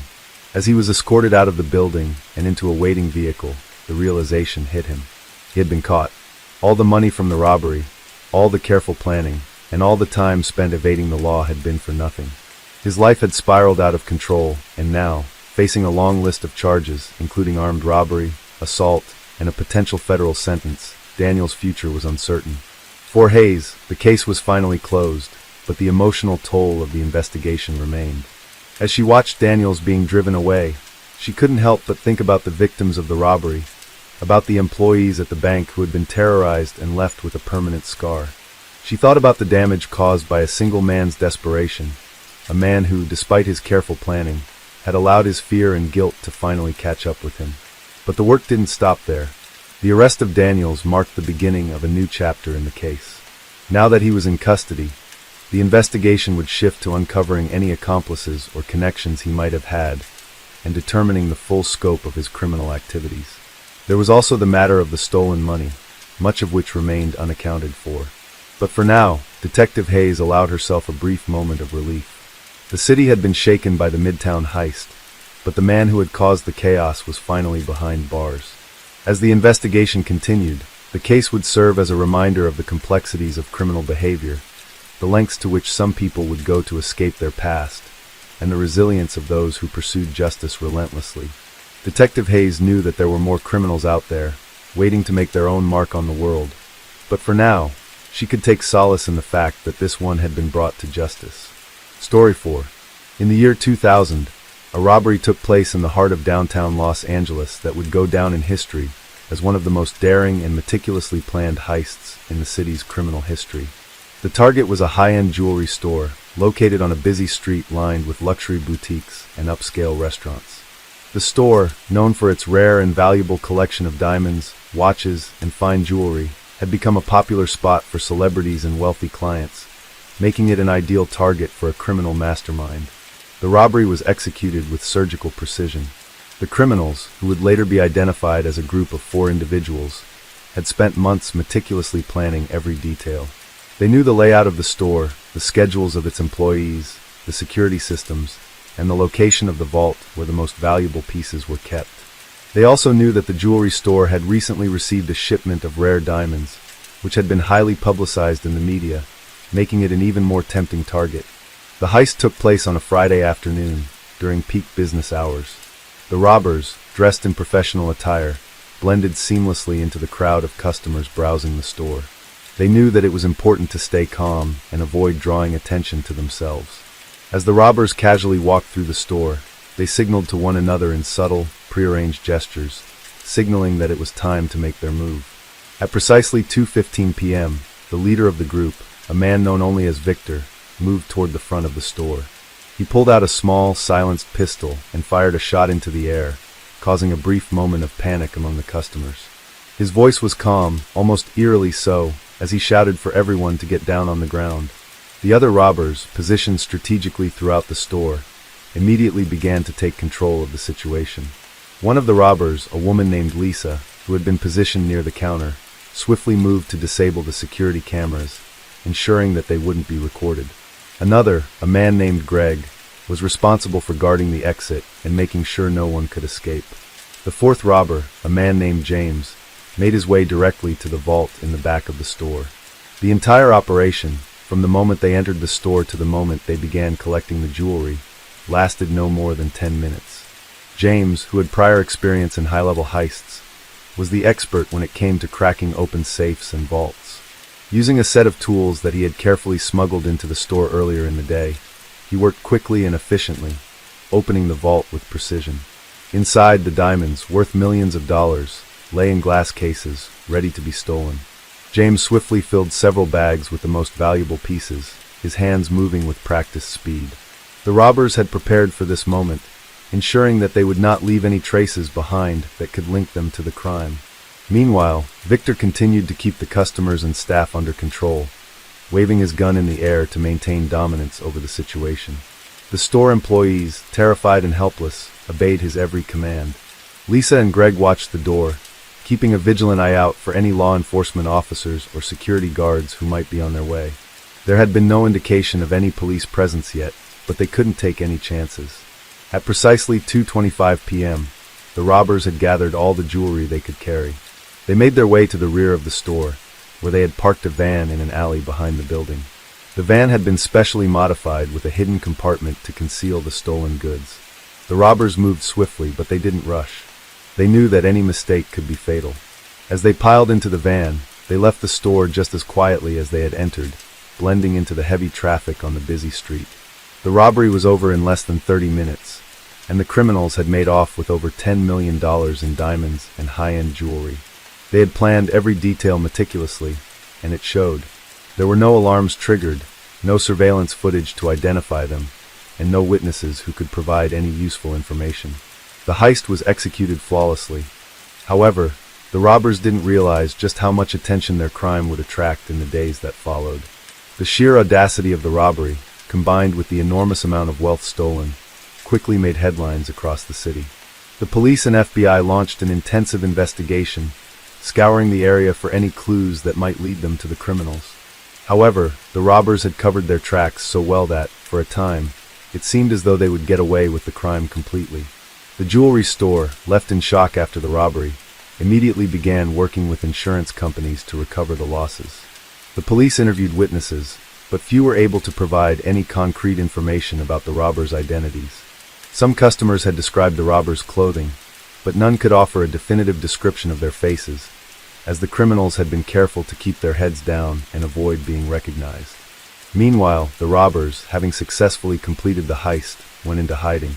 They knew that it was only a matter of time before law enforcement would begin to piece together the clues and eventually track them down. The group decided to split up to avoid drawing attention to themselves. Victor, the leader, went to a remote location in Northern California, where he had connections who could help him lay low for a while. Lisa and Greg went to separate locations in Mexico, where they could sell some of the stolen jewelry and further distance themselves from the crime. James, the safecracker, went to Las Vegas, where he planned to sell the diamonds to a network of underground dealers who specialized in handling stolen goods. Despite the fact that the criminals had split up, their luck was about to run out. Days turned into weeks, and the investigation into the jewelry store heist was intensifying. Detectives from the Los Angeles Police Department worked tirelessly, following up on every lead, no matter how small. The media coverage of the crime fueled the public's interest, with many wondering how a heist of such precision could have been pulled off in broad daylight without anyone noticing. Every angle was scrutinized, and every possibility was explored. One of the first breaks in the case came when a local pawn shop owner reported an attempt to sell a diamond ring that seemed too good to be true. The pawn shop owner, who had been in business for decades, immediately noticed that the ring appeared to be part of a high-end collection from the jewelry store that had been robbed. The man who tried to sell the ring was a middle-aged individual who appeared nervous and agitated. When questioned, he gave vague answers about how he had come to possess the ring, and his story didn't quite add up. The pawn shop owner, sensing something was off, contacted the authorities. The ring was confirmed to be one of the stolen items from the robbery. This discovery set off a chain of events that eventually led the detectives to one of the robbers, Greg. Greg, whose real name was Gary Thompson, had a criminal history that stretched back several years. He had been involved in petty thefts, car burglaries, and other low-level crimes, but nothing on the scale of the jewelry store heist. Gary, it seemed, was a small-time crook who had gotten in over his head when he had partnered with Victor, Lisa, and James for this grand theft. With Gary's name in hand, detectives began to dig deeper into his background. They discovered that he had connections to underground markets, including dealers who specialized in handling stolen goods. It wasn't long before they learned that Gary had been seen in the company of several other known criminals in the days leading up to the robbery. The pieces of the puzzle were starting to fall into place, and soon, Gary became their prime suspect. As the investigation progressed, detectives also began to piece together the movements of the other suspects. Lisa, who had fled to Mexico shortly after the heist, had used a false identity to rent a small apartment in a tourist-heavy area. She had kept a low profile, avoiding contact with anyone who might have recognized her. However, the authorities were able to track her down through phone records and surveillance footage from local businesses. It turned out that she had been in contact with a network of local dealers who bought and sold stolen jewelry. Meanwhile, Victor, the leader of the group, had gone underground, using a combination of false identities and connections to stay off the radar. But the police were closing in. They had traced his movements to a remote cabin in Northern California, where he was believed to be hiding out. The investigation team had uncovered that he had been in contact with various associates, some of whom had connections to known criminal organizations. The complexity of his network made it difficult to track his movements precisely, but they were determined to find him. James, the safecracker, was proving to be the most elusive of all. His time in Las Vegas had given him a significant advantage, as the city's sprawling nature made it easy to disappear into the crowd. Additionally, his involvement in underground criminal circles made it challenging for authorities to pinpoint his location. However, James had made one critical mistake. He had attempted to sell several of the stolen diamonds to an anonymous buyer, not realizing that the buyer was an undercover agent working for the FBI. The sting operation was a success, and James was finally caught, just days after making the transaction. The diamonds were recovered, and James was taken into custody without resistance. With all four suspects now identified and located, law enforcement moved into action. They coordinated efforts across multiple jurisdictions, making simultaneous arrests in Los Angeles, Mexico, and Northern California. The arrests were swift and precise, and by the end of the operation, the entire gang had been taken into custody. Victor, Lisa, James, and Gary were all charged with armed robbery, conspiracy to commit theft, and a variety of other related crimes. As the criminals were processed into the justice system, the stolen jewelry was returned to the jewelry store. The police managed to recover almost all of the diamonds, watches, and other high-value items. Although a small portion of the loot had been sold off or distributed through underground channels, the majority of the stolen goods were accounted for, and the jewelry store's owner was able to breathe a sigh of relief. The case, however, was far from over. Despite their success in capturing the robbers and recovering the majority of the stolen items, the investigation into the broader network of criminals who facilitated the sale of stolen goods was just beginning. Detectives knew that this heist was part of a much larger criminal enterprise. The connections between the robbers and underground dealers stretched across multiple states, and the authorities were determined to track down everyone involved in the operation. This led to several months of further investigations, which eventually led to the dismantling of a significant network of criminal activities that spanned from California to Nevada. As the trial for the 4 robbers began, the courtroom was filled with tension. The defendants, once confident in their ability to escape justice, now sat nervously in their seats, facing the consequences of their actions. The prosecution had built a strong case, presenting evidence from the robbery, witness testimony, and the recovery of the stolen goods. The defense attorneys argued that the suspects had been coerced into committing the crime by more powerful figures, but the jury was not convinced. Victor, the leader, was sentenced to 25 years in federal prison for his role in orchestrating the robbery. Lisa, who had played a critical role in disabling the security systems, received a 20-year sentence. James, the safecracker, was sentenced to 15 years, while Gary, the man who had tried to sell the stolen ring, was given a 10-year sentence for his involvement in the crime. The aftermath of the heist left a lasting mark on the jewelry store and the city of Los Angeles. While the store was able to recover from the robbery and return to business, the employees who had been present that day were left with deep psychological scars. Some would later report nightmares and flashbacks of the terrifying moments they had spent under the robbers' control. The robbery had not only stolen millions of dollars in goods, but also left a trail of emotional damage that would take years to heal. For law enforcement, the case was seen as a victory, a triumph of persistence, strategy, and teamwork. But for Detective Hayes and the rest of the investigation team, it was a reminder of the lengths that criminals would go to and the meticulous planning required to bring them to justice. Though the criminals had been caught, the city was left with a lingering question. How many other heists were out there, just waiting to be uncovered? As the investigation unfolded, the authorities' attention began to shift toward the intricate network that had helped the robbers carry out such a flawless heist. Though the primary criminals, Victor, Lisa, James, and Gary, had been apprehended, the larger scope of their operation was still being uncovered. Detectives soon realized that the jewelry heist was not an isolated incident, but rather a part of a broader criminal syndicate that had been operating under the radar for years. The heist in Los Angeles was only one piece in a complex web of thefts and illicit dealings. The authorities found that the group of robbers had been working with a network of fences, buyers, and smugglers who specialized in moving stolen high-value goods. These middlemen were crucial in turning the stolen diamonds and jewelry into cash, and some of them had ties to larger criminal organizations across the country.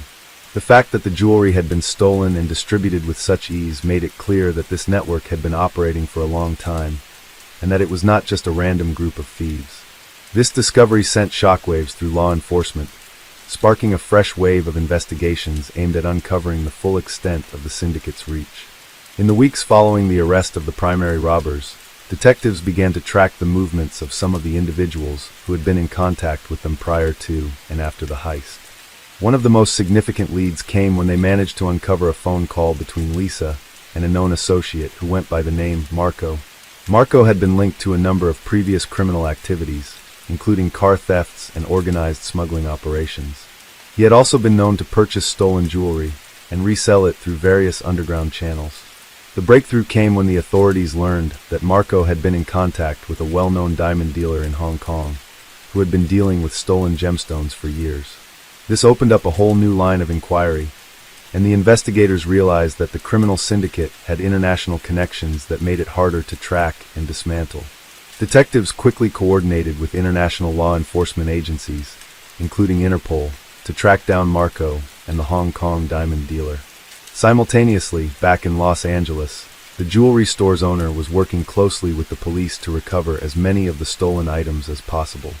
Insurance claims had been filed, and the store's employees were still dealing with the trauma of the robbery.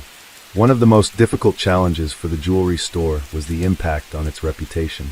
The store had been known for its exclusivity and for attracting high-profile clientele, but the robbery had shaken the trust that many customers had in the store's security measures. As the investigation continued, the police discovered that the heist had been even more carefully planned than originally thought. The robbers had scouted the store for weeks, learning the routines of the employees and the timing of deliveries and shipments. They had even gone so far as to learn the schedule of the security guards and the patterns of the surveillance cameras. They had known exactly when and where to strike. The meticulous nature of the heist pointed to individuals with deep knowledge of the jewelry business and the workings of high-security systems. The detectives also discovered that James, the safecracker, had worked with a number of other criminals in the past who specialized in cracking high-tech safes and vaults. James had used his skills in several high-profile robberies across the country, but his involvement in this particular heist had been a major miscalculation. He had underestimated the level of scrutiny and the resources that would be dedicated to catching him and his associates. The undercover sting operation that eventually led to his capture had been one of the most sophisticated and well-executed operations carried out by law enforcement in recent years.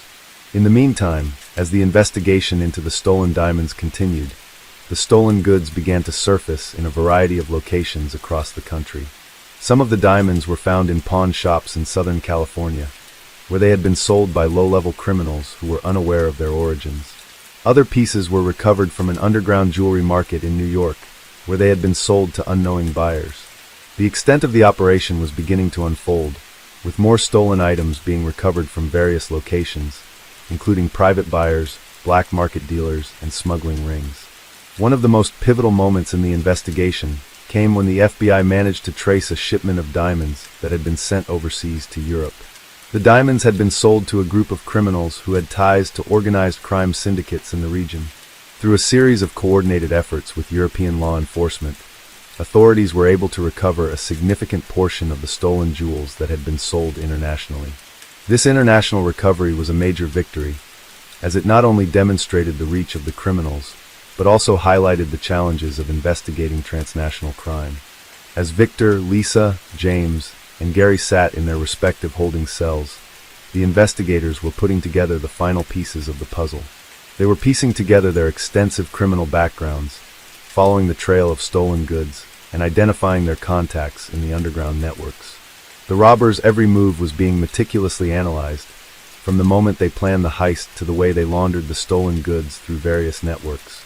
The more the investigators dug, the clearer it became that this was not an isolated crime, but part of a much larger criminal enterprise that had operated for years, exploiting weak points in the security systems of luxury stores and jewelry businesses. The trial was drawing closer, and the pressure was mounting on the robbers. Their defense attorneys began scrambling to find ways to reduce their sentences, but the evidence was overwhelming. The prosecution had an ironclad case, with solid forensic evidence, recovered stolen goods, and testimonies from the robbers themselves. Some of the criminals, in an attempt to reduce their sentences, began to cooperate with the authorities, providing detailed accounts of the operation and naming their accomplices in the underground network. In the end, the investigation led to the dismantling of the entire criminal syndicate, with dozens of individuals arrested and charged with various crimes related to the theft, trafficking, and laundering of stolen goods.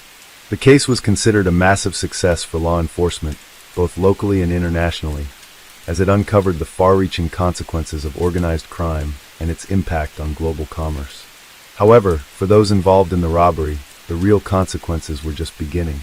The sentences handed down during the trial were harsh, and many of the criminals involved would spend decades behind bars. Victor, the mastermind, received the longest sentence, with a term of life in prison without the possibility of parole. Lisa, James, and Gary each received lengthy sentences, ensuring that their involvement in the heist would follow them for the rest of their lives. The jewelry store, while eventually able to recover from the robbery, was left with scars that would never fully heal. The stolen goods were returned, and the store resumed its operations, but the traumatic experience of the robbery continued to haunt both the employees and the customers. Trust was something that couldn't be easily restored, and it would take years for the store to rebuild its reputation, and for the employees to overcome the psychological effects of the violent crime they had witnessed. The case stood as a testament to the complexities of modern-day crime, the level of planning and coordination required for such elaborate heists, and the relentless work of law enforcement to bring criminals to justice. It also served as a reminder of the powerful networks that exist within the criminal underworld, stretching far beyond what the public typically sees, and the constant need for vigilance in the face of such criminal enterprises. In the aftermath of the robbery, law enforcement continued to untangle the extensive web of connections that the robbers had maintained. Even though the primary criminals had been captured and their stolen goods largely recovered, the investigation into their broader network was far from over. Police and federal agents were working around the clock to track down the dealers, smugglers, and buyers who had been complicit in the theft and distribution of the jewels. It became clear that the operation had been far more sophisticated than initially thought. The ramifications of the heist were widespread, impacting not only the jewelry store and its employees, but also the city at large. As the investigation progressed, news outlets and social media began to feature more stories about the heist, giving the public a deeper understanding of the planning and execution that had gone into it. The heist had captured the imagination of many, as the robbers had managed to pull off such a bold crime without being caught for so long. Experts in criminal psychology weighed in on the minds of the thieves, offering insights into how they were able to stay under the radar despite the growing scrutiny. While the stolen jewelry was gradually being recovered from various underground markets, the law enforcement agencies were still working to uncover all of the stolen diamonds, watches, and other valuables. Through informants, wiretaps, and cooperation with international agencies, they managed to track down more of the stolen items. Several of these items had been sold to unwitting buyers, while others had been hidden in secret locations for future transactions. The detectives knew that each recovered item brought them closer to understanding the scale of the operation, but there was still so much to uncover. As the trial continued, the defense team of the robbers attempted to paint a picture of their clients as victims of circumstance, pressured into committing the crime by more dangerous figures. However, the evidence was overwhelming. There were records of phone calls, surveillance footage, and even financial transactions that tied the robbers directly to the heist. The prosecution's case was strong, and the public was eager for justice to be served.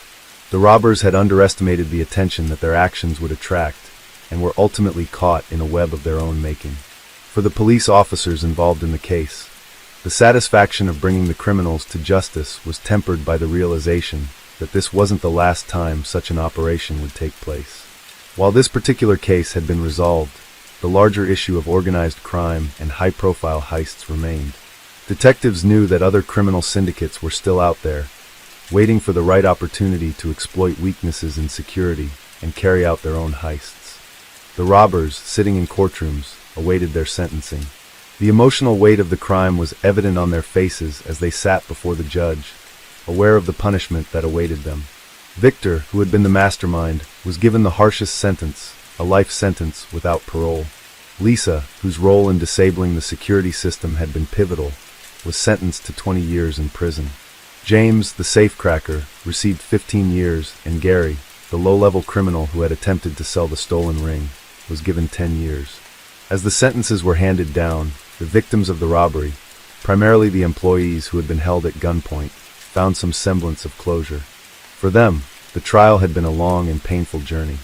Many of the workers who had been present during the robbery had been affected psychologically, with some developing anxiety disorders and PTSD. The robbery had left an indelible mark on them, and the store provided counseling services to help the employees cope with the trauma. In the months following the trial, law enforcement continued to focus on dismantling the criminal network that had supported the robbery. Several more individuals were arrested, some for their role in selling the stolen goods, and others for their involvement in organizing similar heists. The case served as a warning to other criminals about the dangers of underestimating law enforcement's ability to bring them to justice. The intricate planning and execution of the heist had been met with an equally determined response from the authorities, proving that even the most elaborate crimes could be unraveled with patience and persistence. Meanwhile, the jewelry store slowly recovered from the traumatic experience. It had to rebuild its reputation, earn back the trust of its customers, and reassure them that its security systems had been upgraded to prevent future thefts. While some clients had lost confidence in the store's ability to safeguard their assets, others were willing to give the business another chance, especially after the store had worked to recover the stolen goods and cooperate fully with the investigation. The case also sparked changes in the way businesses approached security. Jewelry stores, luxury retailers, and other high-end establishments began investing heavily in state-of-the-art security technology, from biometric scanners to advanced surveillance systems that could detect the slightest movement or unusual activity. The robbery had served as a wake-up call for many in the retail industry, and a heightened sense of vigilance swept through businesses that dealt in valuable goods. Though the heist itself was over, the reverberations of the crime were still being felt across the city. The investigation had unearthed far-reaching criminal networks, and the robbery had become a case study for law enforcement agencies and criminologists. The story of how four seemingly unremarkable individuals had masterminded such a complex heist, and how law enforcement had been able to unravel the mystery, continued to captivate people's imaginations. For the robbers, the sentences handed down to them would mark the end of their criminal careers. Their names would forever be linked to one of the most notorious heists in Los Angeles history. But for those affected by the crime, the victims, the jewelry store employees, and the citizens of the city, the recovery process would take much longer. While the stolen jewels were returned, the emotional scars of the crime would linger, and the ripple effects would continue to be felt for years to come. The case, however, would stand as a testament to the dedication and persistence of law enforcement in bringing criminals to justice, no matter how sophisticated the crime. Story 5. In the year 2000, one of the most notorious and shocking criminal cases in the United States occurred when a series of high-profile carjackings were linked to a well-organized crime ring operating in the greater Los Angeles area. The series of crimes, which involved the violent hijacking of luxury vehicles, left the city on edge for several months, with authorities scrambling to uncover the identities of the criminals responsible. The first carjacking took place in the early months of 2000, when a wealthy businessman named Stephen Foster was ambushed outside his upscale Los Angeles home. Foster, a prominent real estate developer, had just returned from a dinner meeting when he was confronted by a masked gunman. The assailant, who appeared to be well-prepared and methodical, demanded the keys to Foster's brand-new Mercedes-Benz S-Class. After forcibly taking the vehicle, the gunman fled the scene, leaving the victim unharmed but shaken. Initially, the authorities suspected the incident was an isolated crime committed by a lone thief. But when similar carjackings began to occur with increasing frequency, it became clear that a much larger operation was at play. The criminals behind these heists were not only targeting luxury vehicles, but also using them as part of a wider scheme to launder money and move illegal goods across the state. The stolen cars, often equipped with high-end technology and valuable assets, were being sold on the black market or shipped overseas. The police force quickly mobilized, deploying a special task force dedicated to catching the criminals responsible. The task force, which included some of the best investigators from various law enforcement agencies, started to examine the similarities between each carjacking. A distinct pattern emerged. The criminals had been operating with a high level of coordination, and the vehicles they were targeting were not random. The cars, which were often worth hundreds of thousands of dollars, were typically taken in affluent neighborhoods, often near upscale shopping centers or wealthy residential areas. Detectives discovered that the crime ring was sophisticated and had a deep network of contacts who specialized in different areas of the operation. From the carjackers to the individuals who would receive and resell the stolen vehicles, each member of the group played a specific role. The carjackers themselves, who were typically masked and armed, would approach their victims in broad daylight. In some instances, the carjackers would wait for the driver to exit the vehicle and then force them into the passenger seat or take them at gunpoint, depending on the situation. Over time, the authorities began to uncover additional details about the syndicate. One of the key figures in the investigation was an individual named Carlos Big C. Hernandez, who was known for his connections to both the black market and organized crime in the Los Angeles area. Hernandez had a reputation for running a tight operation, and he seemed to have an extensive network of individuals who could help him distribute the stolen vehicles. As the investigation continued, detectives learned that Hernandez had been involved in several other illegal activities in addition to the carjackings. He was linked to money laundering schemes, drug trafficking, and even weapons smuggling. His criminal organization, known to insiders as the Syndicate, was known for its ability to infiltrate various sectors of the economy, particularly in high-end markets. The Syndicate's ability to coordinate such a complex operation, involving numerous players and locations, made it a formidable force in the underground world of crime. The task force worked tirelessly, attempting to track Hernandez's movements and uncover the full scope of his operation. They discovered that his reach extended far beyond Los Angeles, with connections in several other major cities, including San Francisco, Las Vegas, and even Miami. It appeared that Hernandez was running an international operation, orchestrating carjackings in one city, and then quickly moving the stolen vehicles to other locations to be sold. One breakthrough came when investigators were able to identify a pattern in the stolen vehicles. Many of the high-end cars, once stolen, were being resold through underground car auctions held in a series of warehouses and parking lots throughout the region. These events were covertly advertised through encrypted messages on dark web forums, attracting buyers willing to pay top dollar for stolen luxury cars.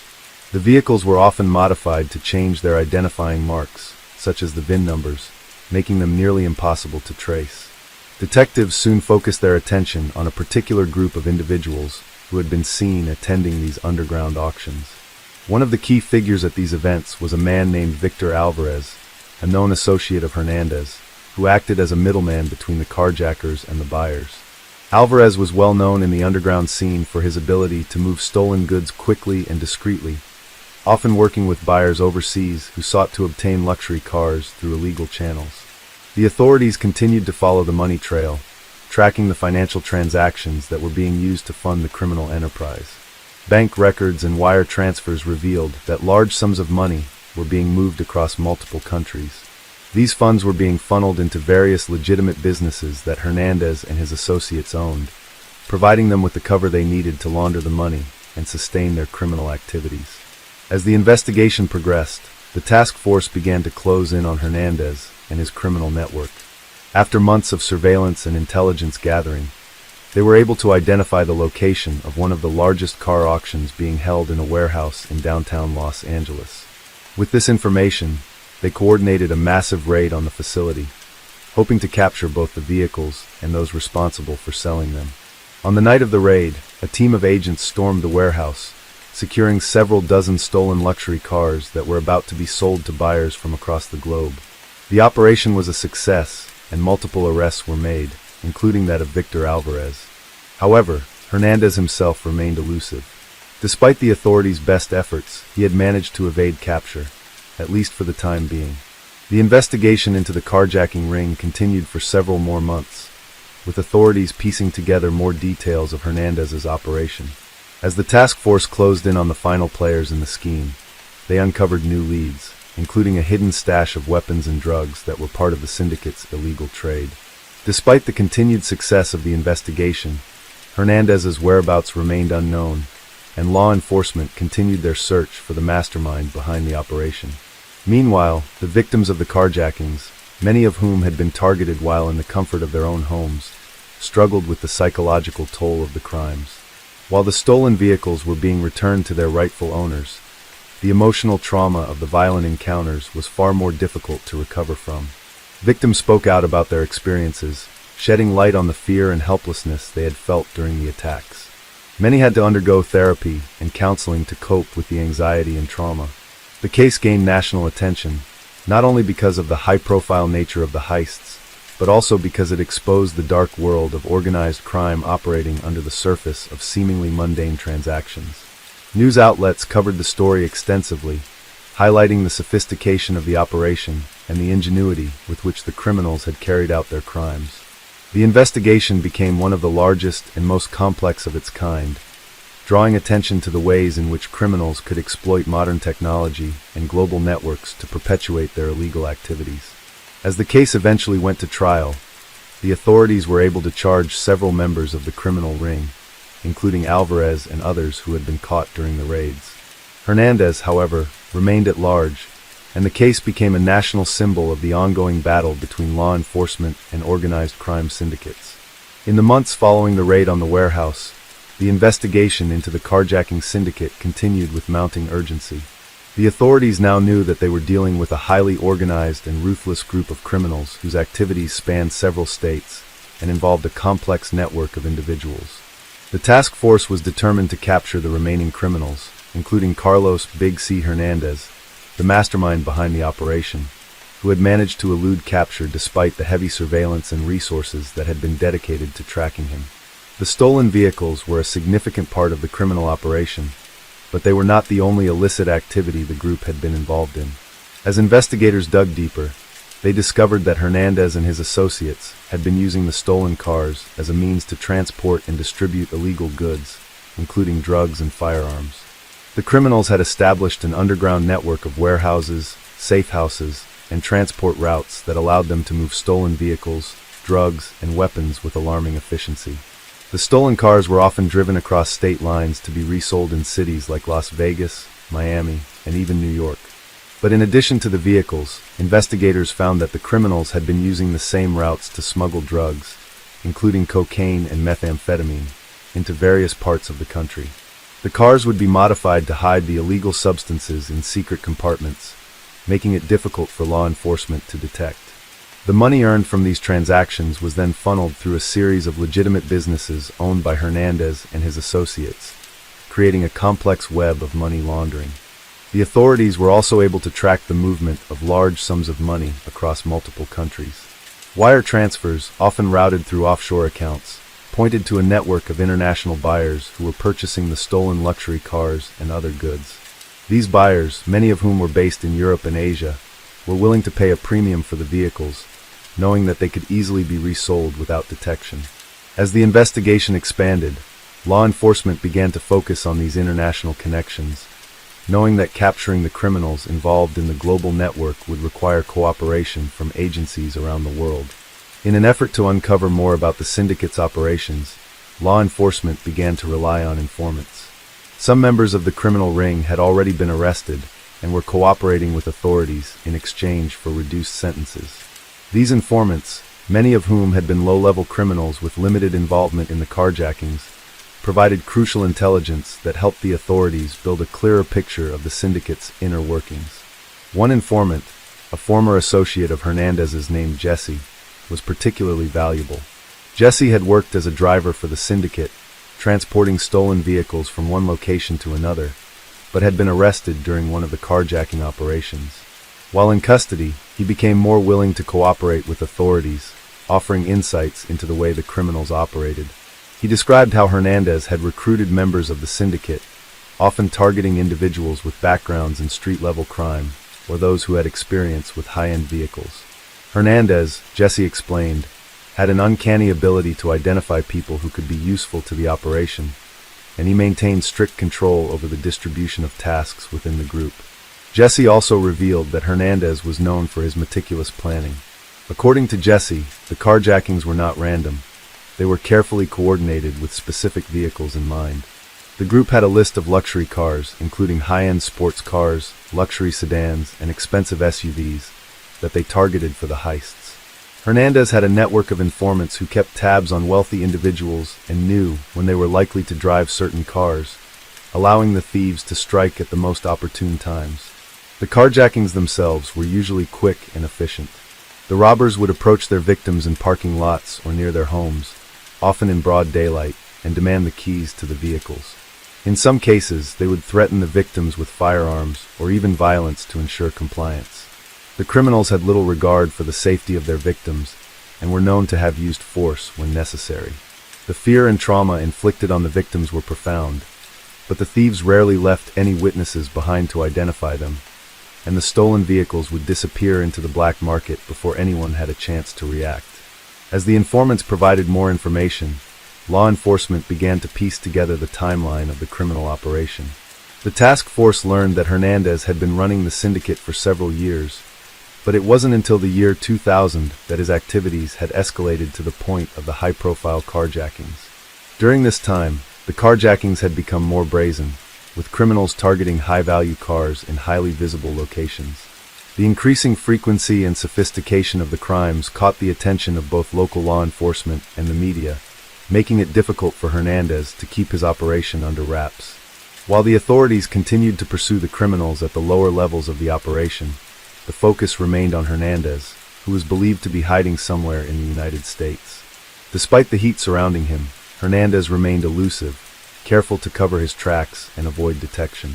He had gone to great lengths to change his appearance, often using false identities and traveling with fake documents to throw off the authorities. The task force knew that catching him would require patience, precision, and a coordinated effort across multiple jurisdictions. The investigation into the larger network continued, as more arrests were made and more stolen vehicles were recovered. The authorities also managed to track down several of Hernandez's associates, who had helped facilitate the sale of the cars and other goods. These individuals were interrogated, and like Jesse, many eventually provided valuable information that allowed law enforcement to piece together the final parts of the puzzle.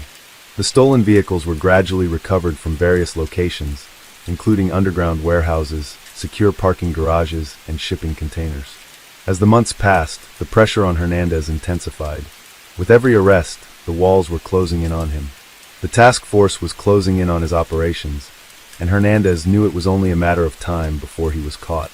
However, he remained a step ahead, continuing to move through a complex web of safe houses and contacts, always staying just out of reach of the law. The criminal organization that had once seemed invincible was beginning to unravel, but Hernandez's ability to remain hidden was a constant source of frustration for law enforcement. The investigation had taken on a new urgency. Now that the authorities were aware of the full extent of the syndicate's operations, they knew that dismantling it completely was essential to preventing further criminal activity. Hernandez's capture was the key to ending the reign of terror that had been inflicted on the citizens of Los Angeles and beyond. Every day that passed without his capture meant that more vehicles, drugs, and money were being moved, and the crime ring's influence continued to spread. The authorities knew they had to act quickly to stop Hernandez before his operation could expand even further. As the investigation into Carlos Hernandez's criminal operation continued to unfold, the urgency to locate and apprehend him only increased. The task force, now working under intense pressure, began to narrow down Hernandez's potential locations.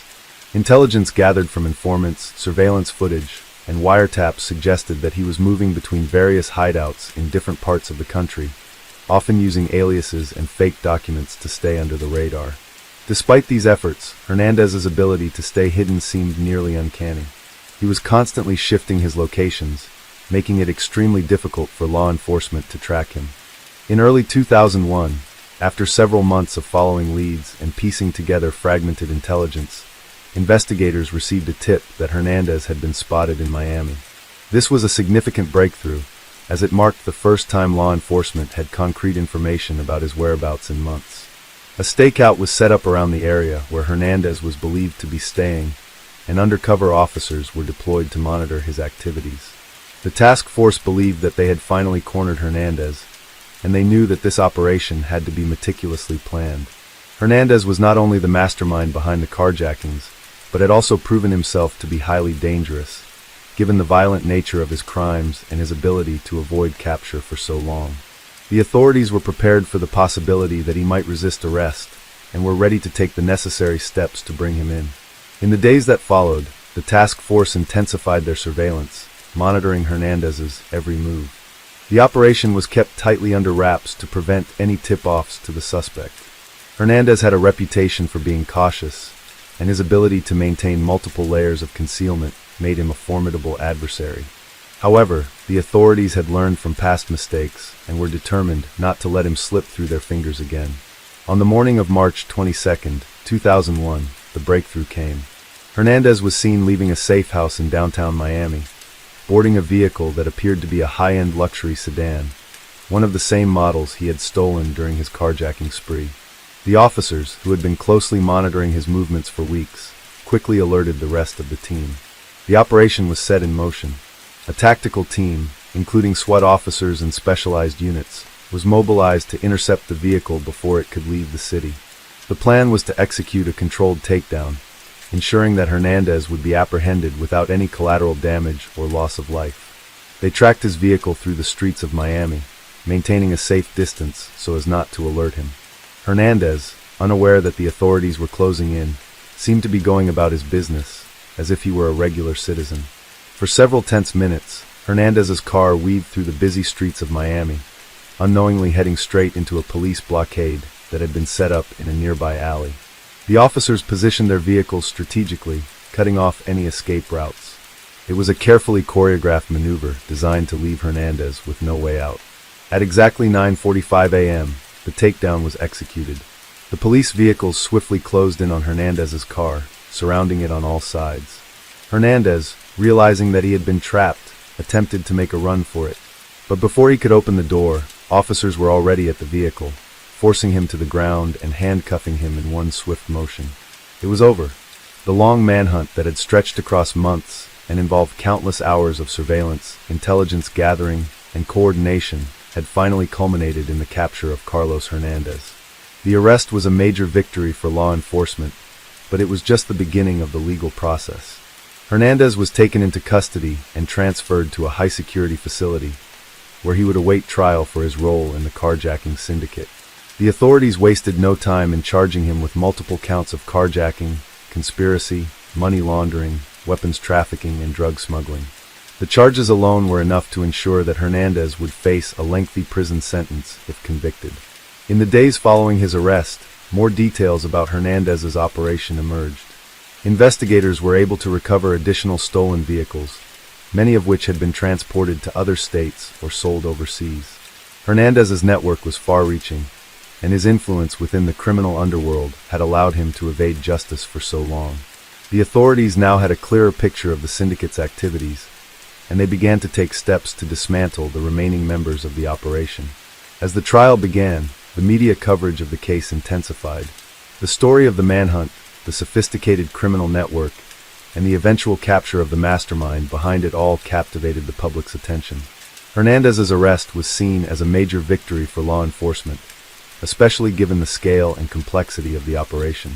It was a testament to the determination and resourcefulness of the task force that had worked tirelessly to bring him to justice. But as the trial proceeded, it became clear that Hernandez was not going to go down without a fight.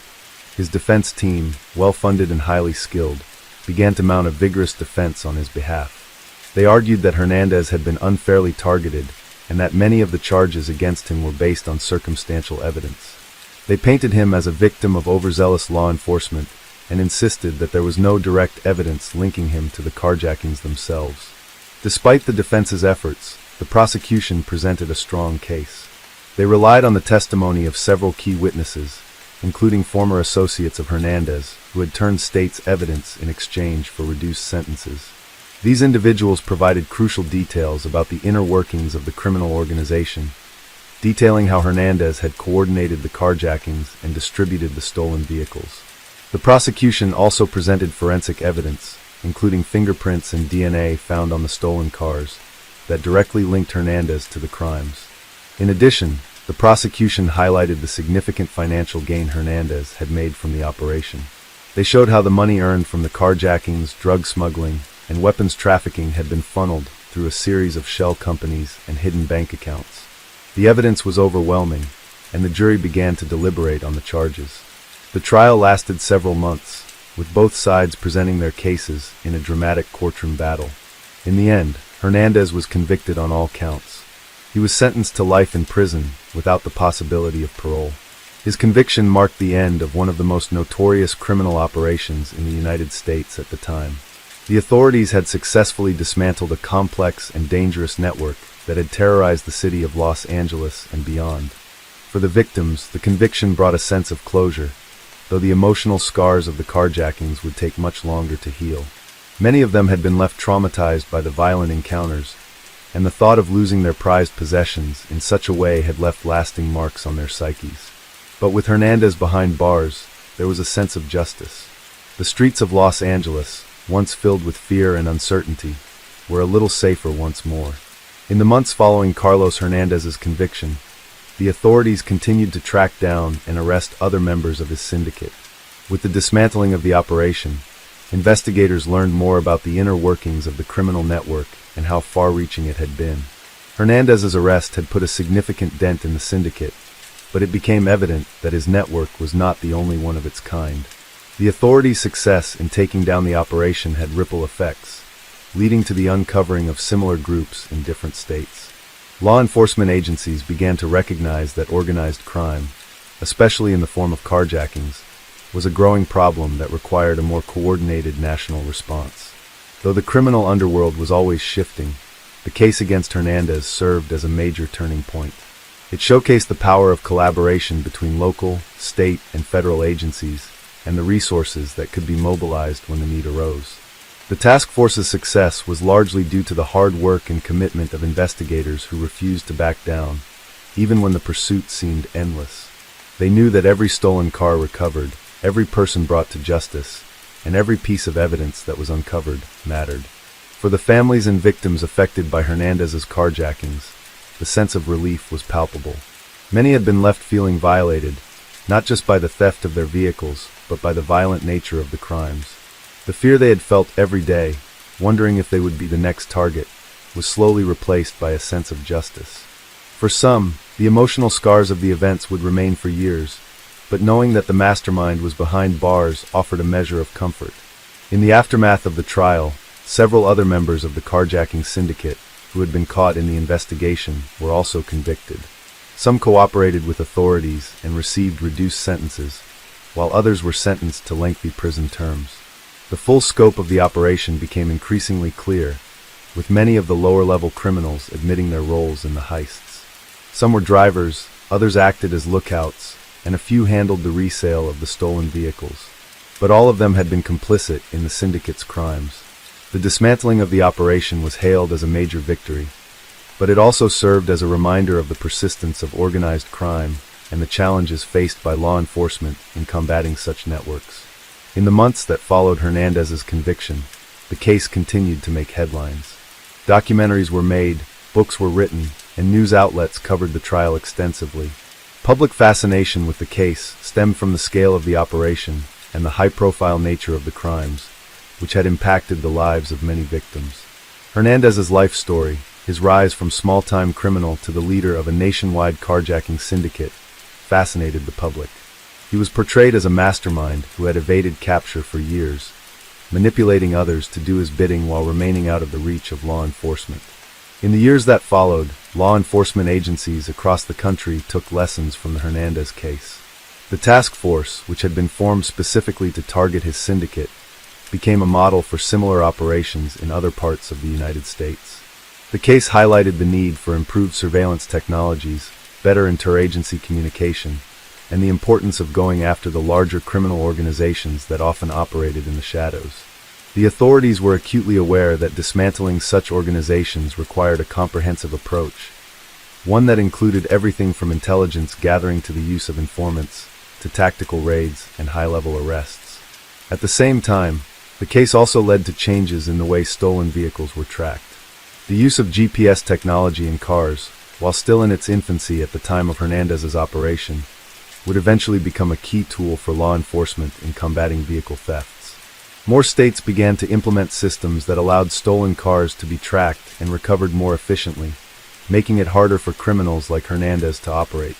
The carjackings, once seen as a high-risk, low-reward crime, were no longer as lucrative for criminals, thanks in part to the rise in security technology. Hernandez's own life behind bars was marked by a sense of isolation.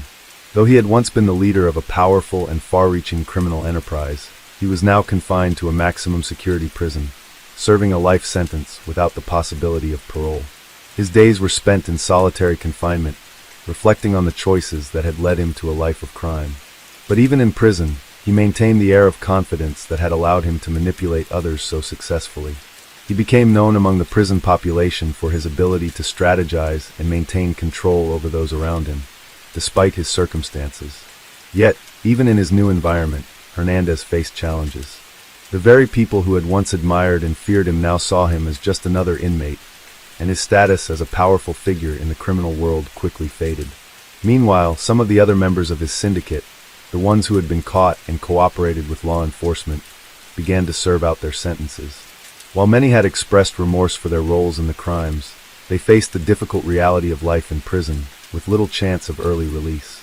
The impact of the carjackings lingered in the communities where the crimes had taken place. For those who had been victims of the syndicate, the recovery of their stolen vehicles and the conviction of the criminals involved was a bittersweet victory. Over the next few years, as Hernandez remained behind bars, law enforcement continued to uncover the full extent of the syndicate's operations. The authorities, while focused on Hernandez's case, continued to combat car thefts and other forms of organized crime, using the lessons learned from the investigation to refine their tactics. The fight against crime never ceased, and the efforts of those involved in the Hernandez case would go on to inspire future investigations. For the public, the story of Carlos Hernandez and his carjacking syndicate became a reminder of the ongoing battle between law enforcement and organized crime, and the resilience of those who fought to make their communities safer. The capture of Hernandez, though it marked the end of one criminal network, underscored the continuing need for vigilance, cooperation, and perseverance in the face of ever-evolving threats. And as the years passed, Hernandez's name became synonymous with one of the most successful takedowns in the fight against organized crime, ensuring that the impact of his conviction would be felt for years to come. Story 6. In the early morning hours of January 1st, 2002, in the quiet suburban neighborhood of Rolling Acres, a tragic crime would unfold that would leave the community in shock and disbelief. The small, peaceful town, which had been accustomed to the sound of children playing in the streets and neighbors chatting on their porches, was suddenly thrown into the harsh light of a criminal investigation. It all began with a phone call at 5:30 a.m. The police dispatch received a report of a disturbance at the home of Carla and Mark Thornton, a couple who had been married for over 15 years. The dispatcher noted the urgency in the voice of the caller, who described hearing loud noises and then an abrupt silence. The dispatcher immediately sent a patrol car to the scene. By the time the officers arrived, they found the front door ajar. Inside, the house appeared untouched, with no signs of forced entry. It was a typical middle-class home, a two-story structure with a neat front lawn and a driveway that led to a two-car garage. However, the tranquility of the exterior masked the horror that awaited them inside. Carla Thornton, 40, was found lying motionless on the living room floor. The officers rushed to check for a pulse, but it was clear she had been murdered. Her husband, Mark, was nowhere to be found. The only sign of life was a faint trace of blood leading upstairs. The officers cautiously followed the trail, their hearts pounding as they reached the master bedroom. In the bedroom, they found something that would haunt them for the rest of their careers. Mark Thornton, 42, was lying on the bed unconscious, with what appeared to be self-inflicted wounds. He was immediately rushed to the hospital, where doctors fought to save his life. But the question on everyone's mind was, what had happened here? Was this a botched murder-suicide attempt, or was there something more sinister at play? Detectives began their investigation by examining the crime scene. There were no signs of a struggle, and nothing seemed to have been stolen. Carla's body showed no signs of trauma, but it was clear that she had been murdered. Her injuries were peculiar, no visible wounds, but her body showed signs of suffocation.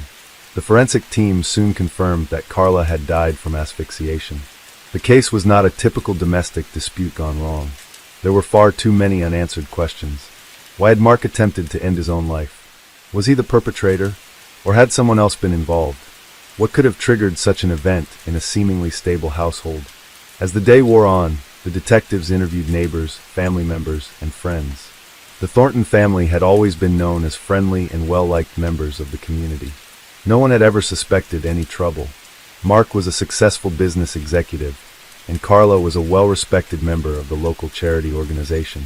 The couple had 2 children, a teenage son and a young daughter, both of whom had spent the night at a relative's house during the incident. The investigation deepened, and the more the authorities looked into the couple's lives, the more they realized that there were hidden fractures beneath the surface of their perfect exterior. But those details would not come to light until later. By the end of the first day, Mark Thornton had regained consciousness, though he remained in critical condition. He was unable to speak due to the damage caused by his self-inflicted injuries, but detectives were eager to speak with him. They needed answers. The day after the crime, the investigation was in full swing. Detectives combed through the Thornton household, looking for any evidence that could explain what had transpired between the couple in the hours before Carla's tragic death. At first glance, the scene seemed almost too ordinary, as if nothing could have gone awry in this quiet home. But the details began to slowly unravel as the investigators took a closer look. Carla's body, still lying in the living room, had been carefully examined by forensic experts. The initial report confirmed what they had suspected. She had been asphyxiated, most likely with a pillow or some soft object that could have blocked her airways. There was no sign of struggle, no bruising or defensive wounds. Her eyes were wide open, a reflection of the terror she must have felt in her final moments. She had been suffocated, but it didn't seem like a violent act of rage. The absence of obvious trauma indicated a carefully planned and executed killing. Meanwhile, Mark Thornton, in the hospital, was fighting for his life. The officers who had initially found him unconscious in the bedroom were perplexed. His wounds were self-inflicted, but the method was strange. Mark had slashed his wrists with surgical precision, and the blood loss was severe enough to put him in critical condition. Yet there were no signs of suicidal intent in the days leading up to the incident. Those closest to him reported that he had appeared calm, even content. The absence of depression or any outward signs of mental distress only deepened the mystery. The police quickly began to piece together a timeline of the events leading up to that fateful morning. Carla and Mark had attended a New Year's Eve party the night before, hosted by close family friends. According to guests at the party, the couple seemed happy, engaged in conversation, and didn't show any signs of trouble. There were no arguments, no signs of tension. In fact, the couple left early, around 1 a.m., both claiming they were tired after a long year. The Thornton family, according to those who saw them, had seemed normal, even idyllic. But as detectives dug deeper, small inconsistencies began to surface. Friends and family began mentioning strange details. Carla had recently started to withdraw from her social circles. She had stopped attending charity meetings and had begun spending more time alone. Mark, too, had become increasingly distant, missing work for long periods of time, though he didn't seem ill. One of Mark's co-workers, a man named David Ross, was particularly concerned. David told detectives that, in the months leading up to the incident, Mark had been acting increasingly withdrawn. He had missed several important meetings and had even seemed disoriented at times. His performance at work had taken a noticeable decline, but he never seemed to offer any explanation. When David asked him about it, Mark brushed it off, claiming that the pressure of work was getting to him. Despite these subtle signs, no one suspected anything major was wrong. Mark had always been the type to keep his personal issues private. Carla had been the social glue, the one who organized events, and it was difficult for anyone to believe that she might be in any kind of danger. But the truth, as detectives would soon discover, was far more complicated. As the investigation continued, a breakthrough came when the police were able to access Mark's cell phone records. They discovered that in the weeks leading up to the incident, Mark had been in regular contact with someone, but not his wife. Instead, he had exchanged dozens of messages with Clara Williams, a woman from his past. Clara had been a colleague of Mark's at his first job after college. They had shared a brief, passionate romance, but it ended when Mark married Carla. The texts between Mark and Clara revealed an affair that had been going on for months. At first, the messages were flirtatious, and then they became more intimate. Clara, it seemed, had rekindled a spark with Mark, and their conversations became a significant part of his emotional life. But there was more to it. Clara had begun to demand more of Mark's time and attention.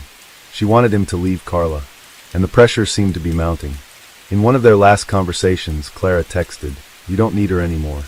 I'm all you need. Don't let her keep you in that cage." What the detectives didn't know at the time was how deeply this affair had affected Mark. It was clear that he was struggling to reconcile his feelings for both women. In his messages with Clara, there were indications of guilt, but also a sense of entrapment. Mark had not ended the affair, but he also hadn't fully committed to Clara. This ambiguity seemed to create a dangerous emotional turmoil, one that left him conflicted about his marriage and the future. At this point, detectives had to ask themselves, had this affair played a role in Carla's murder? Was the stress of being caught in a love triangle so overwhelming that Mark had snapped? Or had Clara, frustrated with Mark's inability to make a decision, played a more sinister role in the death of Carla Thornton? There were also questions about the timing. Why had Mark attempted to kill himself after Carla's death? Had the guilt of the murder overwhelmed him, or was his self-inflicted violence part of a calculated plan? Was it an effort to escape the consequences of his actions, or part of a larger cover-up? The police were determined to find out. The investigation had already shifted from a simple domestic violence case to something much darker. And with each new piece of evidence that emerged, it became clear that this was no ordinary murder. As detectives waited for Mark to regain full consciousness, they knew that the next few days would be crucial. Whatever answers Mark had, they would need to come soon, before the case became even more tangled in its complexities. As the days passed, Mark Thornton's condition slowly improved, but the detectives' patience was wearing thin. They had more questions than answers, and the clock was ticking. The media had caught wind of the case, and the small town of Rolling Acres was soon the focus of national attention. Everyone wanted to know why a respected, seemingly well-adjusted couple had come to such a violent and tragic end. The mystery surrounding Carla's death and Mark's attempted suicide grew more perplexing with each passing day. Mark remained unconscious for nearly 2 full days, leaving investigators with no choice but to continue following the trail of evidence they had gathered. As the medical staff continued to monitor his recovery, the detectives expanded their search. They delved deeper into the lives of both Carla and Mark, hoping to uncover something, anything, that could explain the events of that fateful night. The phone records, the messages with Clara Williams, and the strained relationship between Mark and his wife painted a picture of a man caught in a web of emotional turmoil. But there was still something missing, a motive, a definitive reason why Mark would resort to murder. The detectives knew that the key to solving this case lay within the man, who was still recovering in the hospital, clinging to life. It was not until January 4th, 3 days after the incident, that Mark Thornton finally regained consciousness. His hospital room was guarded by 2 officers, and when he opened his eyes, he was met with their cold stares. Mark's first words were weak, almost inaudible, but they were enough to confirm one chilling fact: he remembered nothing. He had no recollection of what had transpired the night of Carla's death, nor of his own self-inflicted wounds. The detectives were frustrated. They had hoped that Mark's memory would offer some clarity, but his inability to recall any details left them with more questions. Despite this, they were determined to make progress. The hospital room was soon filled with officers, medical personnel, and investigators, all trying to make sense of the situation. Mark was told about his wife's death and his own near-fatal injuries, but his reaction was one of shock and confusion. He had no recollection of his wife's final moments. He had no memory of the argument, the violent struggle, or the suffocation that had taken place in the living room. But what was most unsettling was his apparent lack of grief. When he was told that Carla had died, Mark didn't break down in tears, nor did he express any significant emotion. He simply stared blankly at the detective in front of him, as if trying to process the information, but unable to feel anything. Mark was asked about the affair with Clara Williams, and his response was an emotional one, though it seemed more like an attempt to dodge the question rather than a genuine reflection. He denied that the affair had any connection to his wife's death. He claimed that he had been trying to end things with Clara for months, that the relationship had become toxic and strained. But the evidence spoke differently. Clara's text messages and phone records revealed that she had been pressing Mark to leave Carla, and she had even hinted at drastic measures if he didn't. The detectives grew increasingly suspicious of Mark's involvement, but they knew they needed more than just a confession. They needed hard evidence that could link him to Carla's death. It was at this point that they turned to the forensic analysis of the crime scene, hoping that the smallest detail could provide them with the missing piece. Back at the Thornton residence, forensic specialists had been meticulously collecting evidence. They found that the pillow found near Carla's body had no traces of DNA that could identify it as the murder weapon. However, they did discover something odd, a small, inconspicuous scrap of paper that had been wedged beneath the couch. The paper, when examined, contained a series of cryptic scribbles, almost like a note, though it was hastily written and appeared to be incomplete. It read, "I can't do it anymore. She's too much. I just wanted to be with you." The handwriting was confirmed to be Mark's. This discovery sent a jolt through the investigation. The note appeared to be a confession of sorts, but it was unclear whether it was a plea for help or a final message before the murder. The detectives immediately questioned whether it was written before or after Carla's death. Was it written in a moment of desperation, in an attempt to justify the crime to himself? Or was it a product of the pressure Mark had felt from Clara to make a choice? The note seemed to suggest both guilt and a twisted sense of relief, a deep desire to escape the life he had with Carla and the pressure of his affair. The detectives were now certain that Mark had played a key role in Carla's death. The pieces of the puzzle were falling into place, but they were still unsure whether he had acted alone or if Clara Williams had been involved in some way. Clara's insistence that Mark leave his wife was clear, but it was equally clear that she had not been at the scene of the crime. Could she have orchestrated the murder from afar? Or was Mark acting entirely on his own, driven by the weight of his actions and the turmoil within his marriage? While the detectives worked tirelessly to uncover the truth, Mark's emotional state remained unstable. He had become more withdrawn, refusing to speak much during questioning. His guilt seemed to hang over him like a heavy cloud. His physical recovery was slow, but the emotional scars were even more profound. He refused to look anyone in the eye, his gaze often fixed on some far-off point in the room, as if he were reliving the events in his mind. It was clear that he was struggling with something deep inside, but he remained silent. As the days passed, the police had to make a decision. Mark had now been hospitalized for nearly a week, and the investigation was at a standstill. The evidence they had gathered pointed to him as the prime suspect, but they still needed a confession, and without one, they could not make an arrest. It seemed as if the case was teetering on the edge of closure, but they were not yet finished. The following week was one of intense uncertainty. The small town of Rolling Acres, which had once known nothing but peace and serenity, was now filled with whispers. Neighbors exchanged worried glances, unsure of how to process the unraveling details of the Thornton case. The authorities knew they had a difficult road ahead, not just in solving the crime, but in managing the emotional weight it carried for the community. But for the detectives, there was no time to consider public opinion. They had a duty to get to the truth. Mark Thornton had become a shell of the man he had once been. His physical recovery was slow but steady, and each day that passed seemed to weigh more heavily on him. His memory remained a blank, and his inability to recall the events that led to Carla's death made it all the more difficult for investigators to piece the puzzle together. He would not speak about the affair, nor would he comment on the cryptic note found at the scene of the crime. Despite the overwhelming evidence against him, Mark had not confessed, and without a confession, they could not proceed with an arrest. The police took their next steps cautiously. The forensic team returned to the Thornton home, searching for any overlooked clues that might tie Mark to the crime in a more definitive way. Their efforts seemed futile at first, but a breakthrough came when they discovered something unexpected in the attic. There, hidden beneath old furniture and dusty boxes, they found a journal belonging to Carla. The journal had been kept secret, tucked away from prying eyes. It wasn't clear why Carla had chosen to document her thoughts in private, but it was now an invaluable resource. The journal revealed something startling. Carla had suspected something was wrong in her marriage long before the tragic events of January 1st. She wrote of feeling increasingly isolated from Mark, of sensing that he was pulling away from her, emotionally and physically. But the entries didn't point solely to Mark's affair with Clara. Carla had written about strange behavior from Mark, things that seemed uncharacteristic.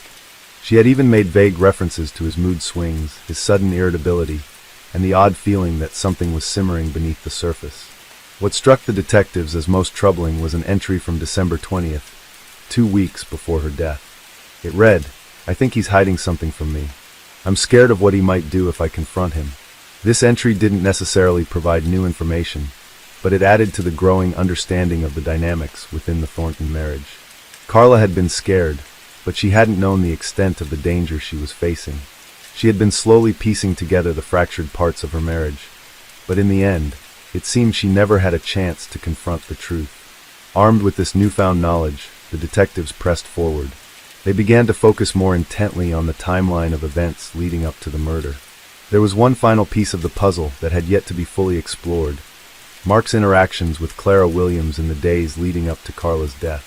The affair, although painful, had not been the driving force behind the murder, but it was clear now that Clara's role was more complex than they had first thought. She had pushed Mark into a corner, pressuring him to leave Carla, to make a decision, to free himself from the marriage. Clara had continued to text Mark even after the incident, trying to manipulate him emotionally, telling him that Carla's death was for the best, that they could now be together. These messages, once dismissed as mere desperation, were now seen in a darker light. Detectives made a crucial decision. They needed to bring Clara in for questioning. They couldn't ignore the possibility that her influence had played a role in Carla's death. Even though Clara had not been physically present during the murder, her manipulation of Mark could have been the spark that ignited the tragedy. When Clara was interviewed, she maintained her composure at first. She expressed shock and sorrow at Carla's death, but also a strange sense of detachment. She didn't cry. She didn't seem truly distressed. She spoke of how much she had cared for Mark, how she had been trying to help him get out of a marriage that had been suffocating him. She denied any involvement in Carla's death, claiming she had not known the events would escalate the way they did. But when questioned about the messages she had sent to Mark after the murder, Clara became defensive. She admitted to urging Mark to move on with her, but she denied any culpability in Carla's death. "I never wanted anyone to get hurt," Clara said, her voice cold and distant. "I just wanted him to be happy." The detectives, now armed with a clearer picture, were left with a disturbing conclusion. Mark Thornton, under the pressure of his own guilt and the manipulative force of his affair with Clara, had cracked. He had made the choice to end his marriage, but in doing so, he had taken the life of his wife. Clara, while not physically involved in the murder, had been an accomplice in the emotional sense. She had driven Mark to the brink, using her own manipulative tactics to push him to make a final, irreversible decision. Mark was arrested and charged with the murder of his wife, Carla Thornton. The prosecution argued that while Clara had not directly participated in the murder, her actions had been a significant factor in the emotional turmoil Mark experienced. Clara Williams, while never charged with involvement in the crime, was left to face the aftermath of her own manipulation. The case sent shockwaves through Rolling Acres, a town that would never be the same again. As the trial began, the truth of the Thornton tragedy became painfully clear. Mark's guilt was undeniable, and the jury convicted him of first-degree murder. He was sentenced to life in prison, with the possibility of parole after 25 years. Clara, though never charged with the crime, was left to grapple with her own role in the tragedy. She had gotten what she wanted in the end. Mark was free of Carla, but at what cost? The case of Carla Thornton's murder would forever be etched in the memories of those who knew her, a reminder of the deep and sometimes dangerous consequences of manipulation, betrayal, and unchecked emotional pressure. And as for Mark Thornton, his fate was sealed, not by his own hands, but by the twisted web of choices he had made.